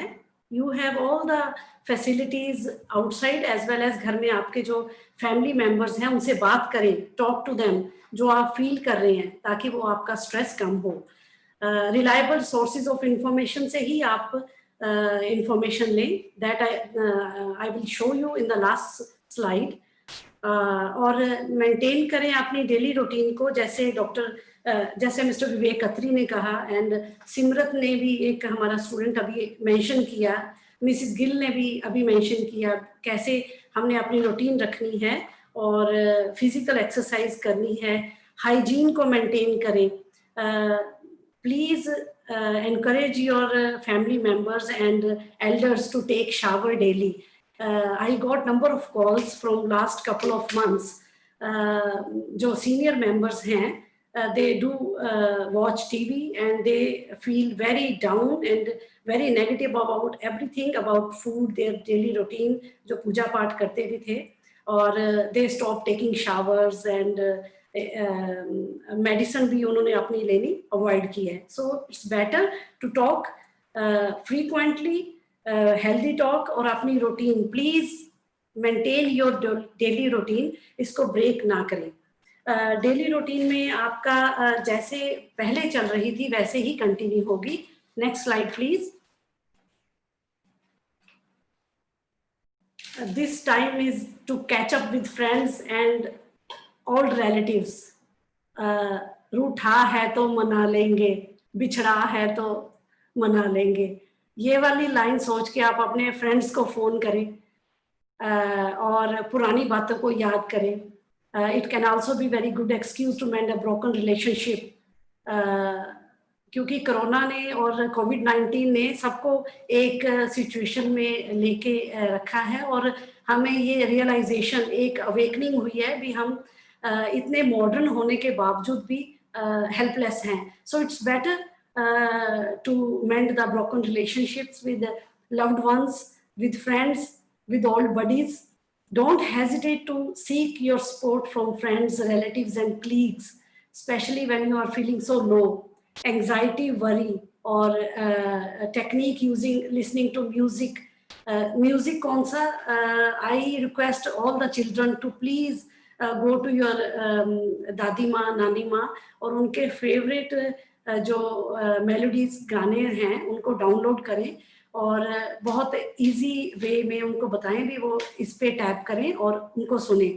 It will be a great help. आपके लिए एक पुण्य का काम होगा अगर आप अपने ग्रैंड पेरेंट्स की इस तरह हेल्प करेंगे. It's one of the option of music. Like इसमें आप करियोके भी कर सकते हैं. Last couple of days back एक फैमिली ने हमें अप्रोच किया और फैमिली पूरी बैठ के उन्होंने अपना म्यूजिक लगा के और सारे फैमिली मेंबर्स, यंगस्टर, बच्चे, सीनियर, सब ने अपने म्यूजिक के फेवरेट गाने गाए और इस तरह क्वालिटी टाइम स्पेंड किया. अंताक्षरी खेल सकते हैं बच्चे बुजुर्गों के साथ. Next slide please. These are few hobbies which I am mentioning. There are endless hobbies which you can opt according to your choices. Do relaxation exercises. Lockdown की वजह से आप सब हेल्थ आउटलेट्स बंद हो गए, जिम बंद हो गए और हमारा जो लाइफस्टाइल है बिल्कुल चेंज हो गया. तो योगा ने एक बार फिर एक फ्रंट सीट पे सीट ली है. And please encourage each and everyone to do exercise according to their will, according to their strength. For anxiety and depression, as a therapist, as a psychologist, I suggest to go for Nadi Shodhan, that is Alom Vilom. But there is a basic rule in Nadi Shodhan. You have to inhale, hold, and then exhale. So please follow that routine and then you will feel very relaxed और anxiety issues बहुत हद तक कम होंगे. We got feedback and my research shows from last 90 days that Ujjayi Pranayam, you can check Ujjayi Pranayam on YouTube. This is really very helpful to remain calm, happy, cheerful and relax. As I mentioned earlier, avoid any negative news, unhelpful attitude from your near ones or dear ones. जैसे mister अत्री ने कहा, अगर कोई अपना negative आपको call करके कुछ बता रहा है, then you have every right to exit from that situation. If you have a very close relation, then avoid, switch over that channel to positive energy. And Dr. Mahesh Raj Surya ने तंबाकू, alcohol and other drug abuse substance के बारे में बहुत elaborate से कहा है. Lockdown के चलते this is very common problem during these days. News भी बहुत आई हैं भी, कई किलोमीटर तक अल्कोहल के लिए लाइन लगी हुई है, लेकिन एट द सेम टाइम बड़ी पॉजिटिव न्यूज़ भी हैं. जिन्होंने कभी योगा की डेफिनेशन भी नहीं पता थी वो योगा कर रहे हैं. They are having very rich quality time always and we can opt either go for yoga and stress free life, or we can have alcohol and have multiple problems and then again mental health and then again doctors and so on. So this is our choice. We have to choose wisely. Next slide please. Now as we are having today's topic, teenagers, I request teenagers to please अगर आप expect करते हैं आपके parents, आपके teachers और आपके senior आपको सुने, तो थोड़ी सी रिस्पॉन्सिबिलिटी आपकी भी बनती है. That just give a respect, give a time, good pause to your elder ones, to your teachers and mother and parents. Listen to them, mature well और प्लीज डेली रूटीन मेंटेन करें. Due to this lockdown period, as all the educational institutions are closed, so kids are used to get up at 12 or 1 o'clock. आप imagine करें अगर आप 1 बजे बच्चे उठ रहे हैं तो breakfast, lunch और brunch सब एक ही होगा. And after that they are having numerous problems, उनकी acidity की problem, stomach infection, headache, bloating, etc. So जैसे ये lifestyle योगा का है and एक्सरसाइज का है, मेंटेन दैट शेड्यूल लाइफस्टाइल और उसके बाद दोपहर को भी सो सकते हैं. ऐसी कोई वरी वाली बात नहीं है. Maintain discipline at home please. if you expect that your mom or you expect your teachers should do the job perfectly and finely, so I request all the teenagers and adolescent and youth to do a little bit from your part also. Next slide, please.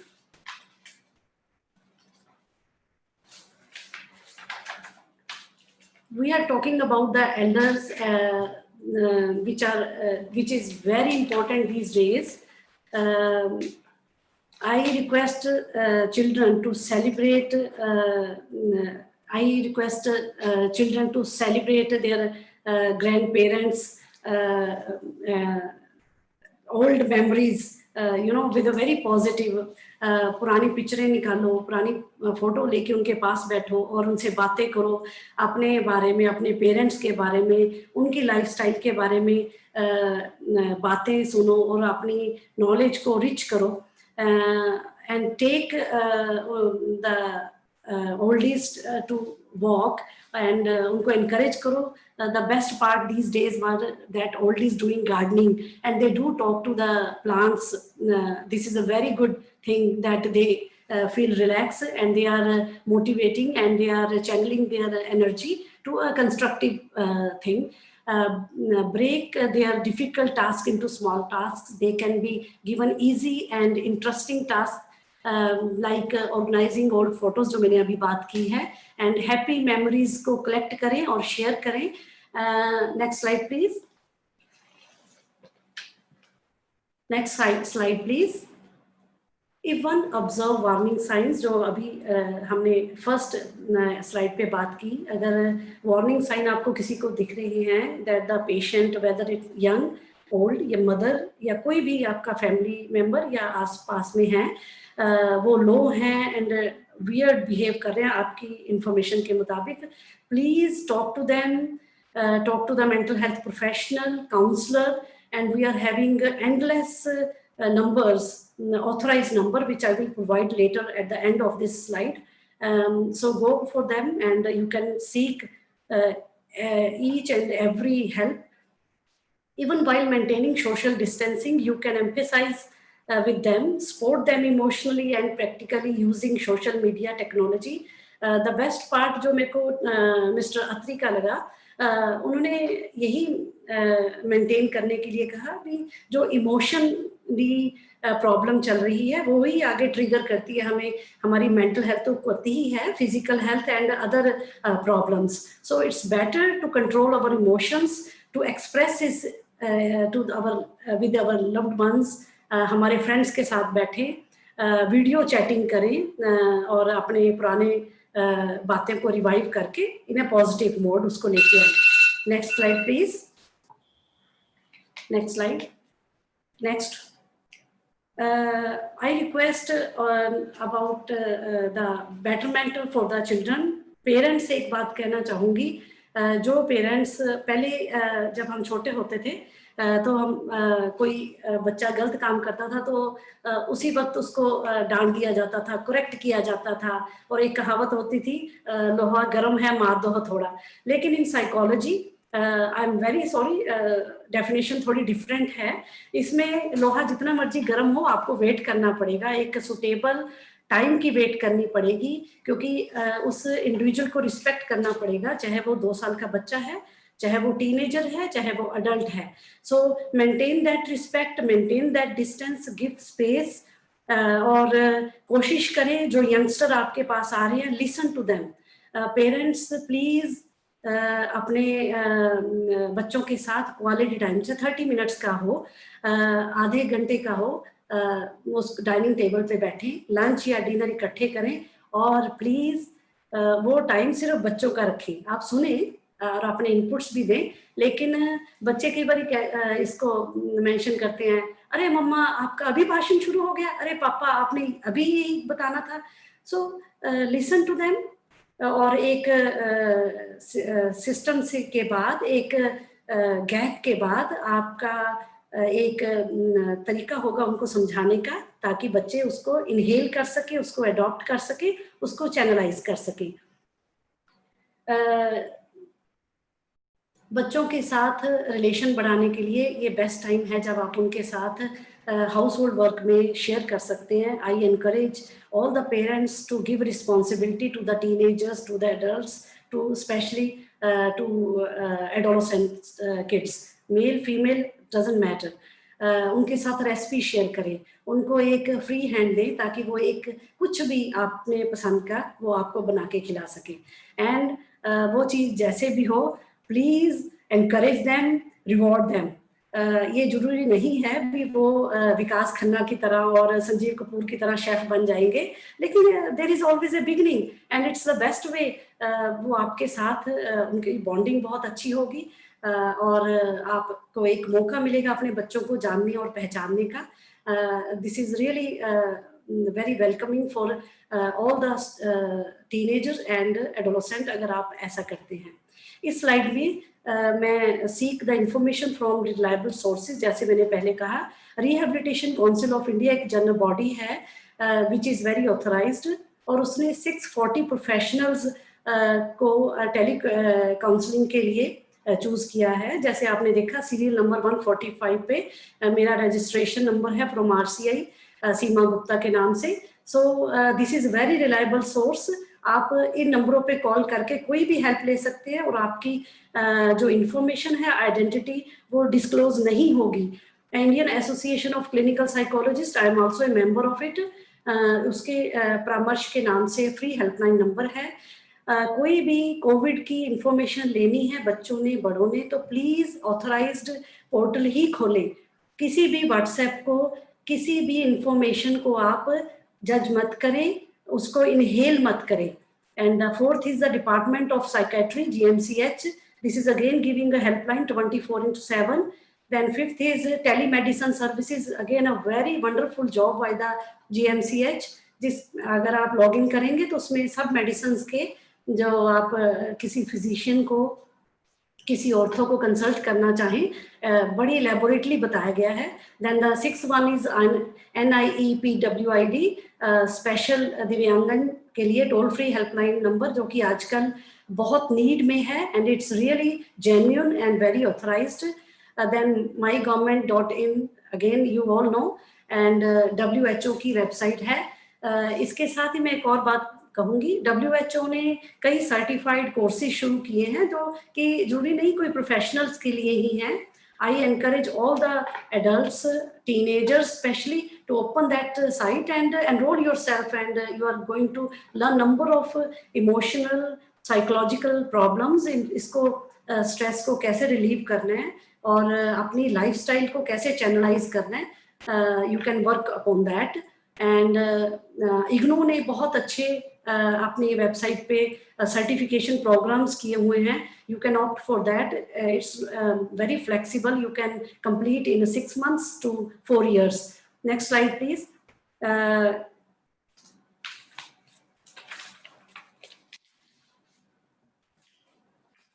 At the end जो मैं यही कहना चाहूँगी कि mister Mahesh, miss Gill ने जो ये initiative लिया है, और this is very encouraging and all thanks to you.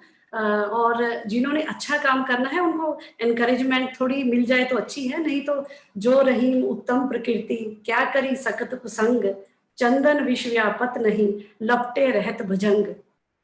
चाहे चंदन पे विष भी लिपटे हुए हैं तब भी वो अपनी खुशबू देना नहीं छोड़ता. So I wish you all good luck. सबका मंगल हो, सब पे कृपा हो. Hariom.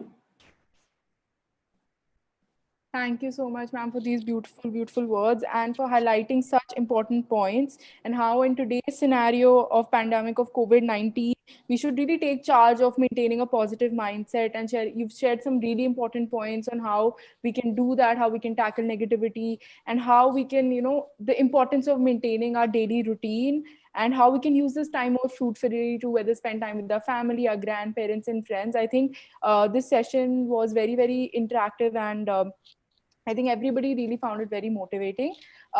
Any questions that the audience has on regarding any of the sessions, you can please send it on the live chat box, and we'll be answering them in the question answer round.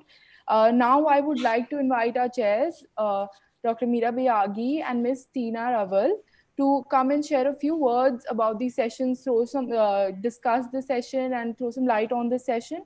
Over to you, Dr. Meera ma'am and Miss Tina. Okay. Thank you. I think that it would be just foolhardy for me to say anything more. We have heard such wonderful things today from such different people. I think the last one was very, very impressive because I found it very, very practical.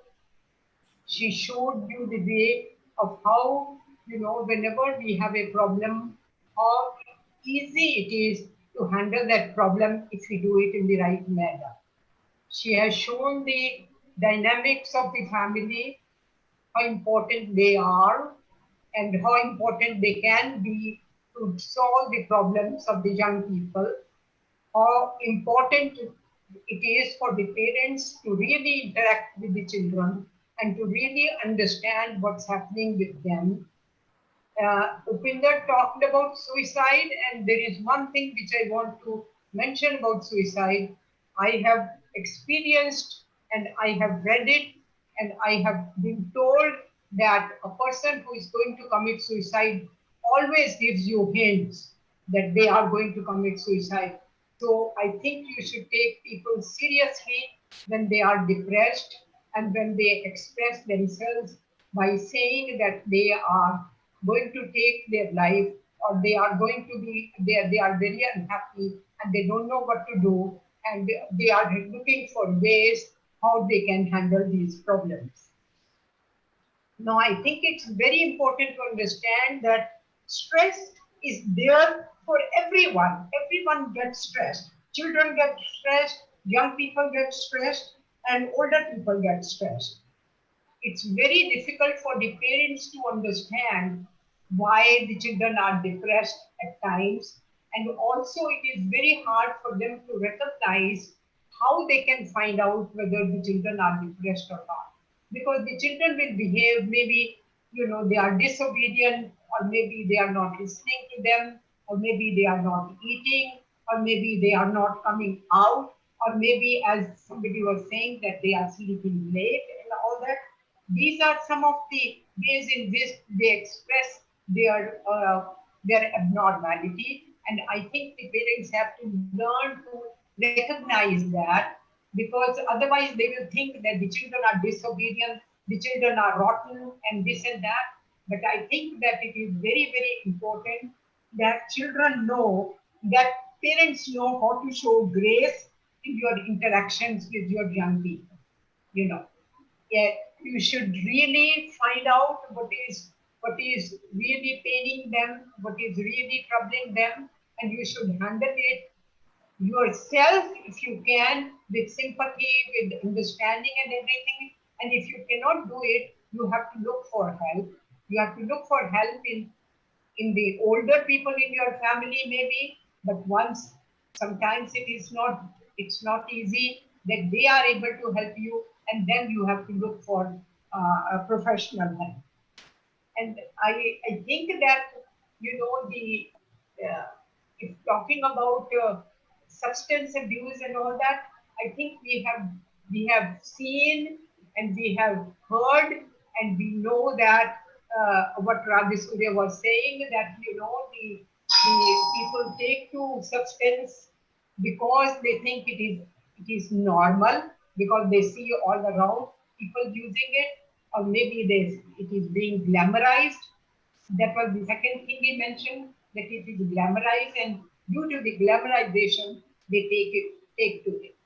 Now, I think that the social media, I don't have much to say about the social media because I'm not using the social media, but I feel that the social media can be very helpful, but at the same time, there are so many problems that the social media can also create for you. So I think you should really know and learn how to use the social media, and use it only if you are able to handle it. Now, I think that in terms of how we can really impress upon our children, that life is so precious, and that you have to respect life and not to abuse life. Well, the best way to do that is for your parents or for your elders in the family to practice that kind of philosophy themselves. Because if they practice it, this is what the children will see, and this is what they would imbibe, and this is what they would take in them. And I think that it is very, very important. I thought that Seema Gupta said that you have to respect children, even a 2-year-old or a 3-year-old. I am of the philosophy that you have to respect children. You have to show empathy to them. If there is anything going on disturbing, that is how they will tell you. But if you are not empathetic to them, if you don't appear sympathetic or understanding or compassionate, they are not going to come to you, and the problems are going to be compounded. So I think that it is very, very important that we always have this attitude of sympathy, attitude of compassion, and attitude of uh, being kind rather than critical of people's behavior. Thank you. I'll be most happy to take any question if there are. Miss Tina, can we have your final words before we take a few questions? Yeah, thank you, Vidya. I think thanks to all the GSA team for giving this opportunity and to be part of all the webinars as a part of this series. So it's been a very learning process, I think, for everyone. I mean, including our chairs, speakers, the audience, the youth. I think to engage with children, it's very, very important. And we have been highlighting the importance of making them learn at this age because children carry what they have taught at young age throughout the rest of their lives. I think what we are learning at this age, at the young age, Jaya, Jaya, Jaya. what they have learned to influence society. Everyone knows that today's youth will become they become the tomorrow's leaders and teachers, the parents. They have the access to educate the youth in their most impressionable years, whether that is in teaching schools or at home level, at school level. So I think it's very, very important that because teachers have the ability to shape leaders, because lot many teachers are as their audience, they're listening to our webinars, and their responsibility becomes a little more than what we are just highlighting in today's webinar. Because teachers have the ability to shape their leaders of the future in the best ways of for society to build positive and inspired future generation. Therefore, design society both on a local as well as a global scale. Why not at that level also? So they have the impact on children and society, have the power to change lives, not just because of for those children themselves, but also for lives of all others. As Mr. Vivek Atre just mentioned, we need to focus on little more on a positive notes. It's very, very important that we should highlight. And since morning, I think Upinder just mentioned about the consequences of like using societal tendencies and at that age. So I think at this moment, it is very, very important. I think communication is the key, whether it's with parents, whether it's with friends, or with the grandparents, or with the teachers. I mean, the communication is, I think, the key. It's very, very important for children and for parents to talk. For teachers also, I mean, how we can create that bridge between all of us. So it is important to address our depressions, our anxiety, as Seema ma'am highlighted.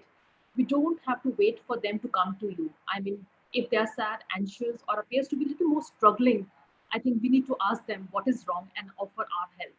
We need to pay attention that displaying some warning signs which we can avoid. I think the severe steps which they might take in the future. So it's very, very important to pay attention on those signs and symptoms which might show. It's very important to discourage, I think, isolation. It's very, very important, like at the end of the what we have been highlighting, that we need to be with family, with our grandparents. We need to talk to them. It's not only for them, but it's also for ourselves. I think it's important to talk. It's a very important to encourage a healthy lifestyle. We need to be eat well. We need to follow a dietary pattern, exercise, a regular sleep. Very, very important. I think, especially for under the current scenario for lockdown and what we are facing at in this pandemic. Regarding smartphones, I think we all have covered. I think our speakers have covered almost all the aspects which we are looking. I mean, in the current scenario, what adolescents and including us, I mean, what we are facing. I just remember during the session when the speakers were speaking. So one of the children, I think one of the child, like during our focus group discussions, which we were conducting as a part of Hriday's study. So he mentioned, I was just remembering his quote that children are sitting in front of TVs or the smartphones. They are in the trap of technology. They are not using technology for good or benefit, but disadvantages for them. I think, and the evidence also from the studies has implicated that smartphones, social media use increases the mental distress, self injurious behavior.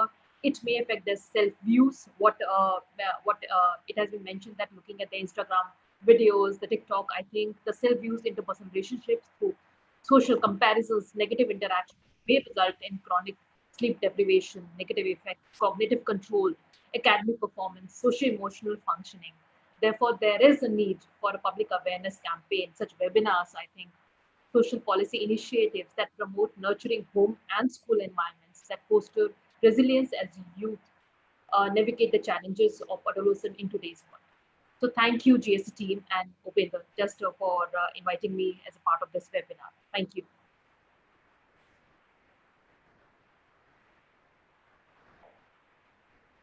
Gurpreet, you need to unmute yourself.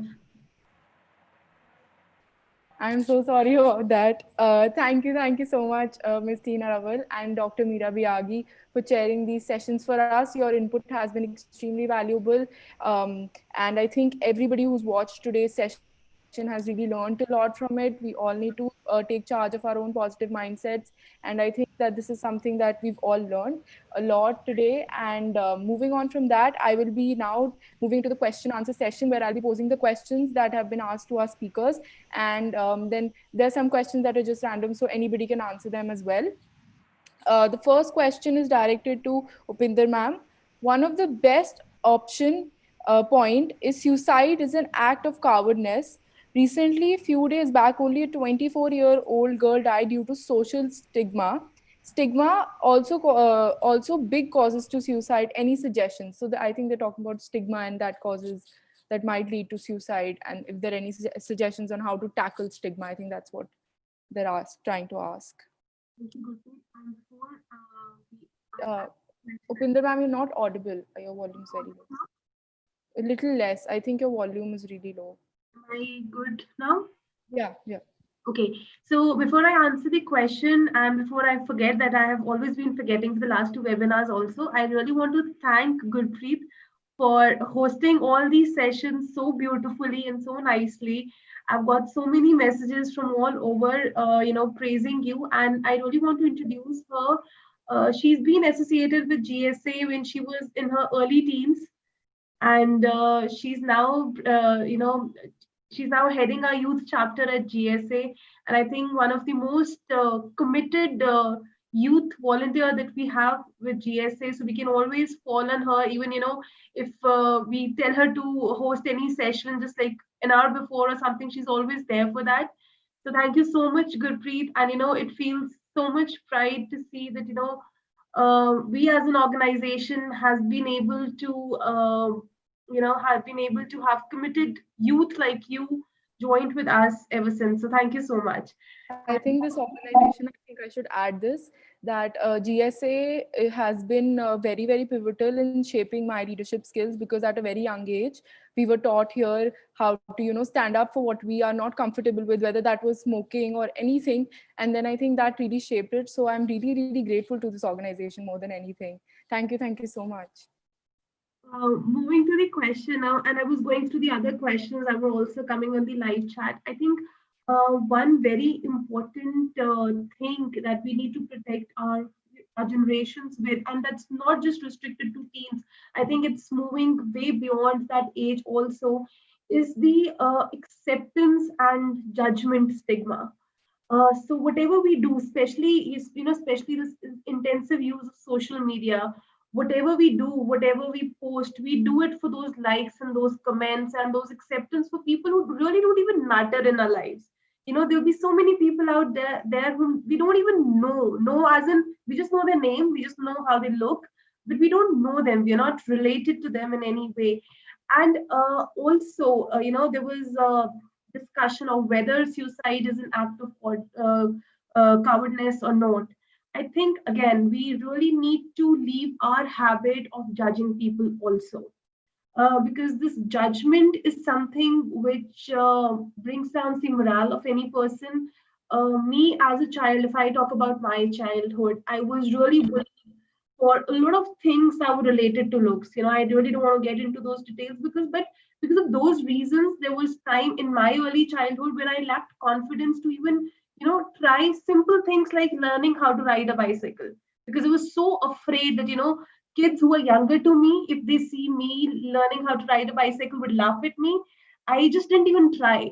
And same when I really wanted to learn how to skate, I did not do that because I was again very worried about what people will judge of me. They'll be like, oh, she doesn't know how to skate, she doesn't know how to cycle.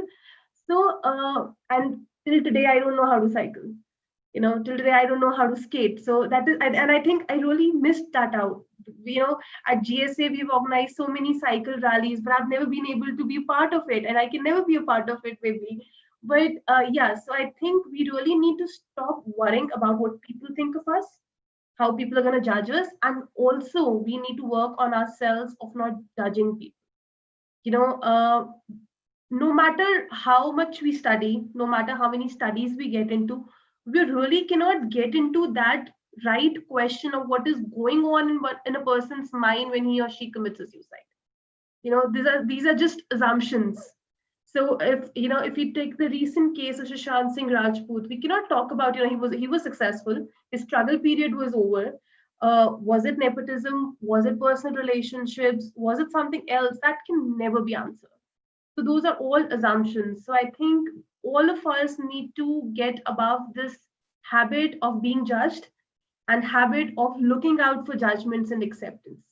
Believe in yourself, do what you want to do, no matter what the age, no matter how you look, no matter how you speak. If you like talking to people, if you like public speaking, really, you just don't have to be good in English or something like that to be a good public speaker. Just go out and do what your heart says and just forget. There's a saying, dance like nobody's watching you. So I think it should be live as if nobody is judging you. So I think that should be the message, and that's the only answer I have. I think it's very true that your own perception of yourself is the most important as compared to anybody else's. And thank you for answering that question so well, ma'am. Moving on to the next question, and this question anybody, any of the speakers can answer. It says, how can we know that a person is in depression? Because many times the person hide his or her feelings, and maybe after sometimes he attempts suicide. So I think they just want to know, like, how can we, what are the trigger points and all of that. So anybody Yeah, hi. answer? Seema, ma'am. Yeah. Okay. See, Miss Bhatti, if the person is having depression, then definitely he or she will start giving signs like feeling very low, appetite problem, behaving very weirdly, impatient, and try to isolate himself or herself. जो from last couple of 30 days I am getting information like जो call करते हैं, कमरे में curtain बंद करके isolation में बैठे हैं बच्चे, मदर बार बार नॉक कर रही है and they are not responding, if they are responding they are like shouting, irritate होके दरवाजे को बैंग करना और कुशन को और पिल्लो को पंच करना, सो ये बहुत अच्छे एंड बहुत साफ सीधे सिम्टम हैं जो एक पेरेंट्स को या जो फैमिली मेंबर्स हैं उनको डिटेक्ट करने के लिए, क्योंकि एक आम नॉर्मल बंदा वो ऐसे बिहेव नहीं करेगा. सो दैट पर्सन जो डिप्रेशन में है वो अपने आप को सफोकेट कर रहा है. तो the best way is to communicate, बार बार उसके पास बैठो, just sit, relax and listen. अगर वो इस तरह का बिहेव कर रहा है, that means he is very much, उसकी जो इमोशंस हैं पाइल अप हो चुके और वो अंडर वेरी बिग, जैसे एक वेल में हम गिरता चला जाता है बच्चा, जैसे पुरानी कहावत होती थी वैसे होता है. So the best way, sit with them and talk to them. और अगर वो कहे ना बोलो तो just don't speak anything, be with them.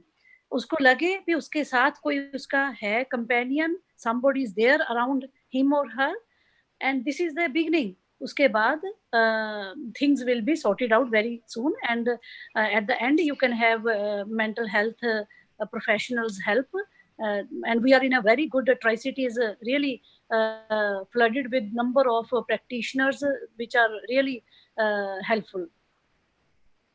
Thank you. Thank you so much, ma'am, for answering that question. So Can I also add? Can Yes, I ma'am. add? Yes. I think that Definitely. another thing is that they are not really paying attention.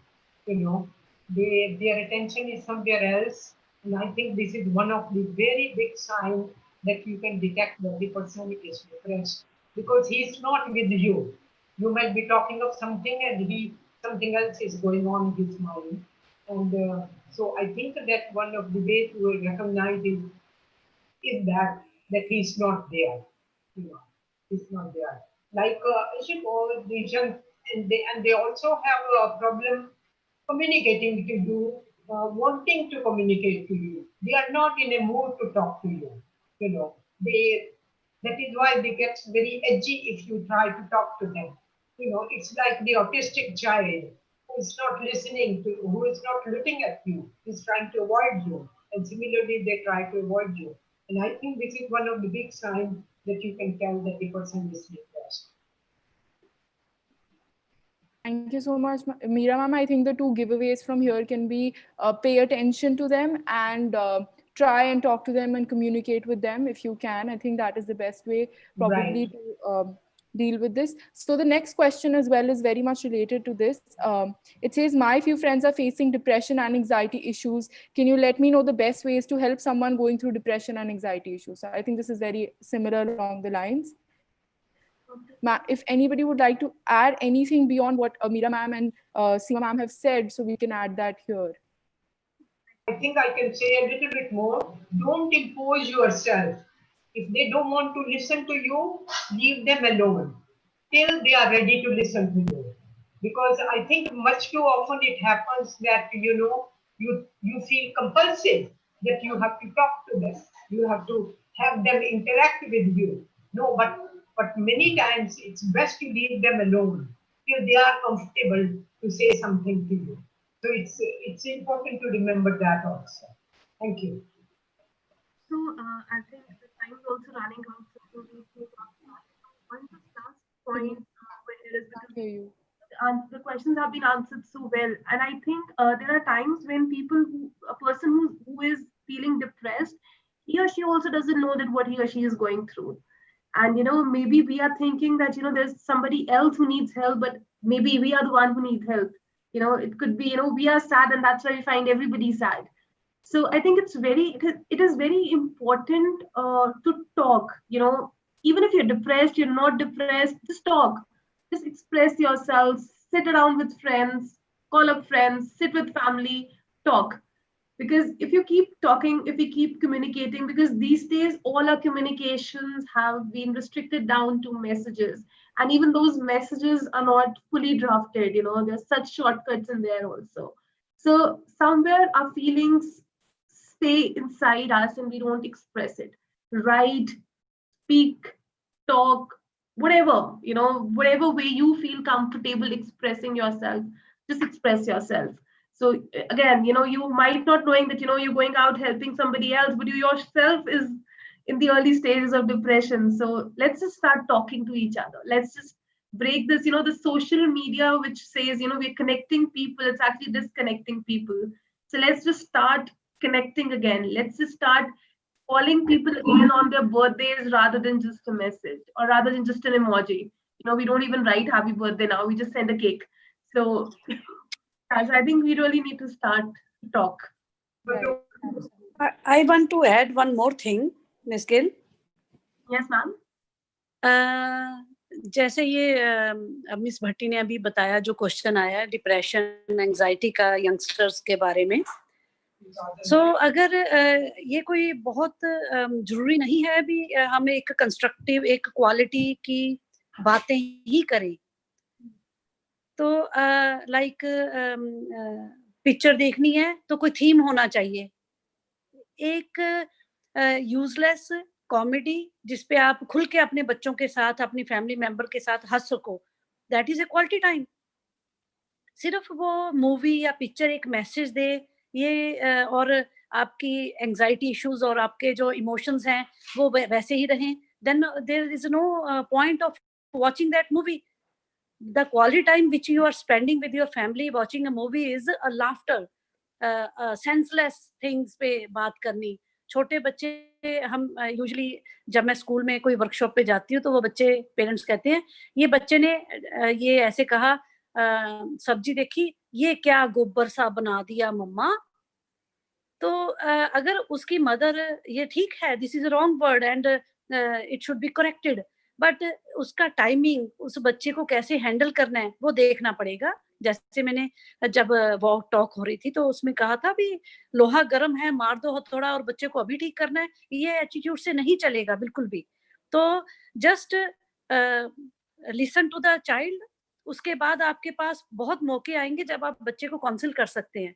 तो ऐसे ही जब anxiety या depression या आप कोई symptom देख रहे हैं टीनेजर्स के साथ और लॉकडाउन का पीरियड है, घर पे है, कोई उनके पसंद के कोई म्यूजिक, कोई गिटार का प्रोफेशन में है या कोई लाइकिंग है, हॉबी है, कोई पिक्चर देखना चाहते हैं, उसके साथ बैठे और कोई थीम वाली, पेट्रोटिज्म वाली या कोई ऐसी चलाएं, ये कोई जरूरी नहीं है।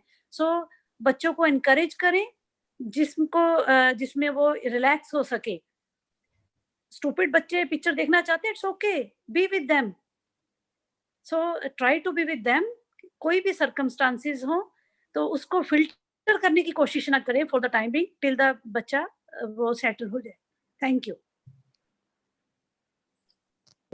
Thank you so much, Seema and Upinder ma'am, for answering that question in so much detail. I think whoever's asked them has probably got their answer. On that note, we are going to be concluding our question answer round. Any questions that the audience have and any that have been left will be replied to by email. Now, I would like to once again invite Dr. Rana to please give the closing remarks for this very, very informative session. Over to you, Dr. Rana. Dr. Rana, can you hear me? I think there might be some. Yes, thank you. Thank you very much. We really had discussion, I think, which is quite relatively something. I am not basically expert in all those areas. And I think Dr. Meera ji, time and again, which she always highlights, that while we are dealing with children and youth, so it is something that they should be involved. Even now, she had made a remark that please leave them a little while before they are really ready to talk to you. So this is, I think, very important. And Mrs. Seema Gupta, so I think discuss, I think the way she has presented all those issues to the children. They are very understandable, very easy to understand. And above all, it's very important, although two examples have been given about Sushant Singh Rajput and others, and other example by Dr. Madam Seema Gupta also. So clear cut, the message is very clear that whatever the condition was, whatever the situations were, it is a covert act. And all children and youth must understand they need to face all those issues. They need to talk, and the parents, which role of parents, I think, very aptly has been highlighted by Simaji. And so all those areas where I think the support of everyone is very crucial.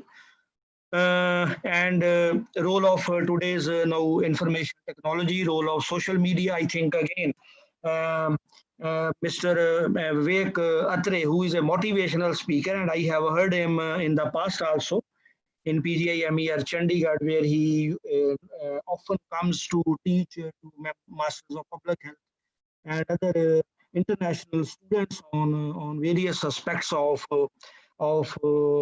motivation, behavior. It was excellent discussion. Now all three webinars have been completed, and I would request Opinder and team that really they should not go wasted, and we need to ensure that we document what we have done. Whatever the recommendations has come from all the three webinars, they should be documented. And then a short report. I want to suggest a large report, and a short report should be prepared. It should be shared with all the faculty member who presented, and just see what are the recommendations come out from these three webinar. Recommendations can be clubbed into can be divided into 3 or 4 areas. Maybe if there are recommendations for the governments, I think they should be highlighted. If there are some recommendations for various government department like mother and child welfare department, maybe Department of health related issues, maybe related to behavior, so social and justice department of social and justice. So we need to see what are the recommendations which are coming out from all these three webinars, and they must be communicated to the people who are responsible to take actions on them. So thank you once again. Thanks to all the chair and speakers, and Upinder and team. And now over to Gurpreet. Thank you so Thank much, you very sir. much. Thank you so much, sir. And now I would like to give an official vote of thanks to our partners today, the Union, Hriday, Vital Strategies, and MACT, and to all our speakers that have joined us today and there for their valuable input. Dr. Rana, Miss Mansirat Kaur, our chairs for the day, Dr. Meera Biagi, Miss Tina Raval, our speakers for the day, Upinder ma'am, Mr. Vivek Atri, Dr. Mahesh Rajasurya, Miss Seema Gupta, and everybody who has joined in this live session. I am sure everybody has gained from it, and we are very, very grateful to each and every person who has joined us here today. And this concludes our 3 days of 3 sessions of webinar. We are very, very we hope that it has been beneficial for everybody. We hope to conduct things like this in the future as well. So thank you so much to everybody for joining us today. Thank you. We are highly obliged to each and every one of you. Thank you so much. Thank you so much. Thank you, Gurpreet. Thank you, Dr. Meera ji. Thank you, Seema ji. Namaskar. Thank you so much. Thank you, Namaskar. Tina. Thank you. Pleasure's Bye-bye. all mine. Bye-bye. Thank you. Thank you,